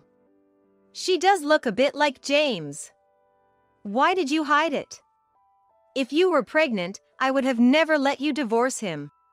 Suddenly faced with their absurd claims, I was taken aback. Please don't jump to conclusions. And stop bringing up the past in front of Luca. Our daughter is undoubtedly Luca's and mine. Why are you so desperate? James hung his head and began to explain. Actually, after we divorced, I tried to remarry my mistress right away. But she was only with me for my money. Once she found out I was nearly broke from gambling, she disappeared. Without a partner and pressured by my mother who desperately wants grandchildren. I've been searching for someone. But I haven't found anyone. He said that even after his mistress ran away, he tried hard to find someone else. It seems his liking for gambling and alcohol made it difficult for him to maintain any relationships. As he got older and less attractive, James started to panic. He even tried marriage consulting services and flirting on his mother's advice. But he's just not appealing. Despite having a good face, it's strange, right? Despite all our efforts, it's ineffective, they all run away quickly. We came to the mall today to try flirting. Flirting. This is a place for all sorts of people to shop, right? I can't imagine coming here to scope out women. I looked at James and Gianna with a cold gaze. But Gianna acted as if it was perfectly normal. It can't be helped, can it? Since he can't find a partner. We just want to see grandchildren soon, didn't think it would be this hard. Maybe forcing James and Olivia to divorce was a mistake. Olivia, you still loved me, even with all my faults. I realized that only after our divorce. I'm sorry for kicking you out just because we couldn't have children. I truly am sorry. James expressed regret for letting me go and seemed genuinely remorseful. Hearing his apology felt like vindication for the humiliation I endured 5 years ago. However, Gianna hadn't learned her lesson. But it's good we came to the mall today. Because we ran into Olivia, who once loved James. If she can have children, there's still a chance. Olivia, leave your new husband and remarry James. Then, have a child with him. Yeah, that's right. It's easier than finding someone new. Olivia, you still love me more than him, right? Let's start over. And have a child. That way, my mom will stop nagging me. It's been really tough. I was speechless at James and Gianna's suggestion. What are you thinking? Of course, the answer is no. I'm in love with Luca now, and I haven't forgiven you for your actions. There's zero chance, but even if by some miracle I were to divorce, I would never get back together with James. What are you talking about? Meeting again in the same place like this must be fate. The fact that my ex-wife was here where I was trying to flirt means we must remarry. It would actually be rude not to. Such a chance is rare. You should go back to James, whom you once loved, rather than your new husband. Ah, finally, I'll be able to meet my grandchild. Let's go to the city hall right now and start the paperwork. Come on, Olivia, quickly. Wait, stop. Don't push this further. I'm not going to the city hall. Let go. James and Gianna once again pushed their agenda selfishly. And as they tried to drag me to the city hall by force, it was clear they were driven not by love, but by their desire for children. Remembering the humiliation I suffered in the past, anger surged within me, and I trembled. And so, I decided to execute a plan for revenge against them. After seeing James and Gianna's attitudes, I've made up my mind. I've been reluctant because I really didn't want to see you again, but soon I'll be asking for compensation through a lawyer. What? Huh? James and Gianna were shocked.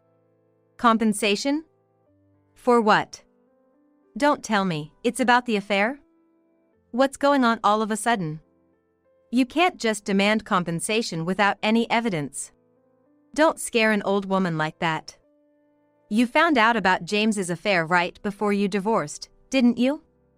You shouldn't have any evidence.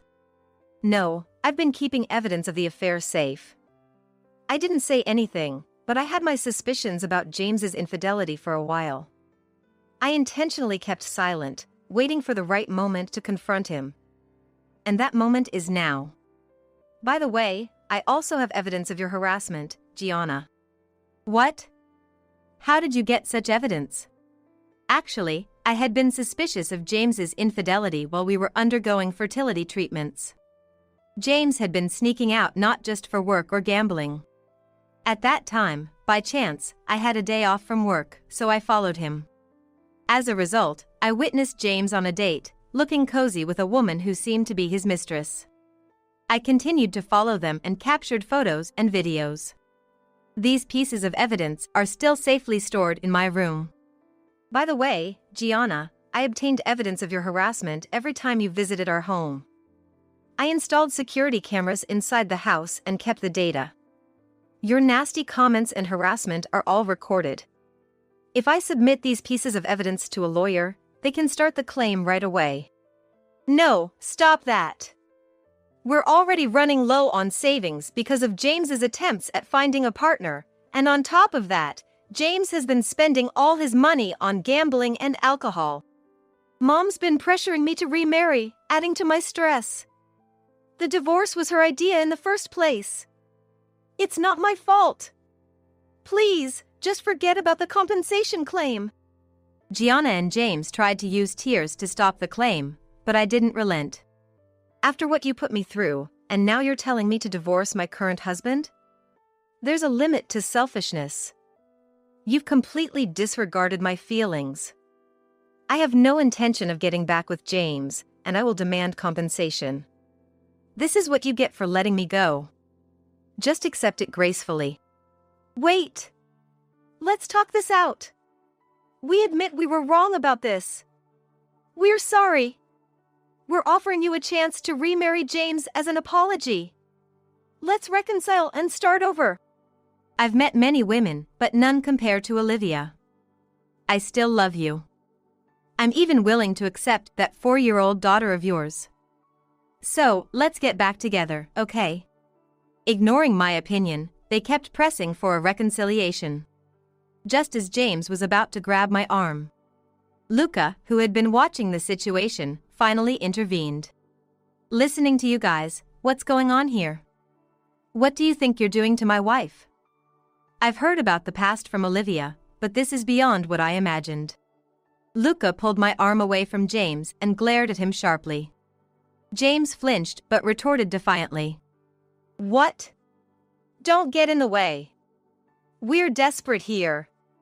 My mom's getting older, and I want to show her grandchild. Don't meddle in our family matters. What is filial piety in forcing your ex-wife, whom you abandoned, to get back together with you? You are simply being coerced by your mother. Even if you still love Olivia, I won't allow it. What are you doing, interfering with our love life? That's so rude. Just back off. That should be our line. You're the ones being unreasonable. And just so you remember, this is a public place. It's bad for our daughter to see such immature behavior, so could you please stop? Hearing this, James and Gianna came to their senses and looked around. Being in a shopping mall, various people were watching us. Naturally, my daughter was also watching them, scared, and I quickly hugged her to comfort her. If we continue like this, it could lead to police involvement, you know? I can call them right now if you'd like. I glared at them as I issued the warning. James and Gianna's faces turned pale, and they started to panic.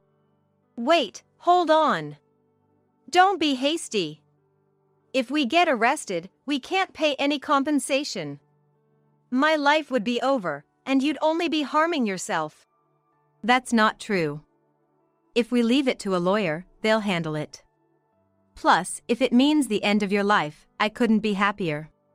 Olivia, don't say such terrible things. What's wrong with you?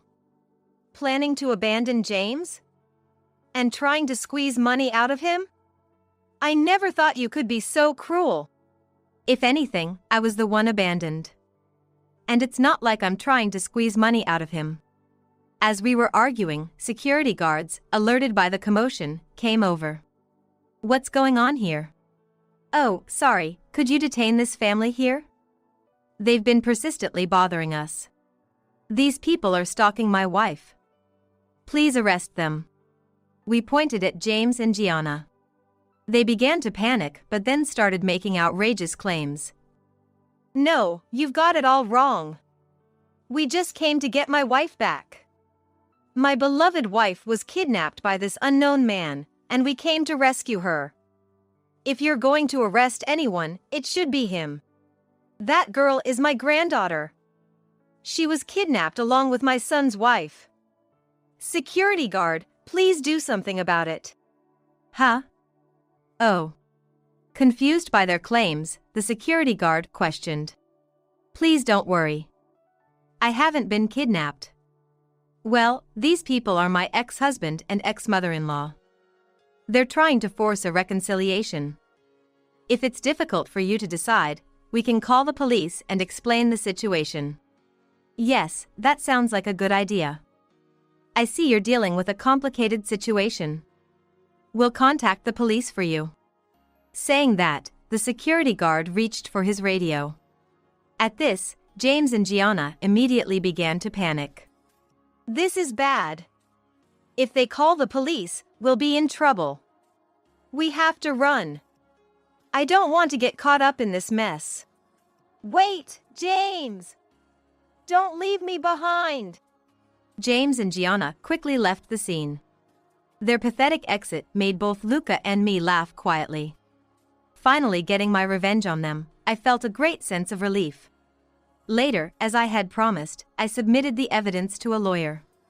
I filed for compensation against both James and Gianna. According to the lawyer I hired, at first, they refused to pay, claiming they couldn't afford it.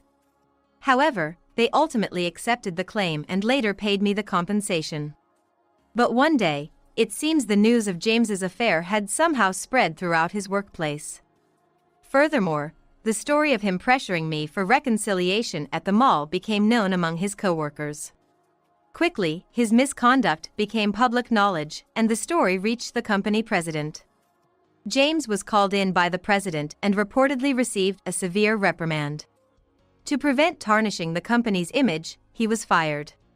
Losing his job, James went back to his parents' house to report to Gianna. She was furious and scolded James before reluctantly starting to work part-time. Despite working steadily, perhaps due to her age, she often fell ill. Yet, she continued to work hard to pay off the debt. James also attempted to find new employment while working part-time. But it was challenging due to his age. During this time, his penchant for gambling didn't seem to have changed.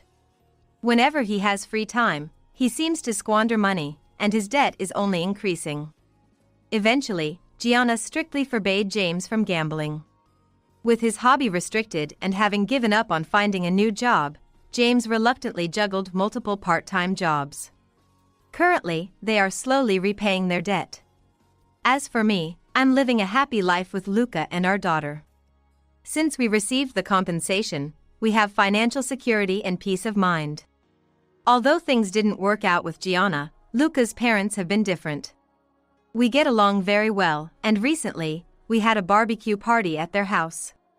If Gianna hadn't been obsessed with having a grandchild, we might have been able to get along in a similar manner. But James and everything associated with him are just part of my past now. From now on, I've decided to completely forget the past and cherish my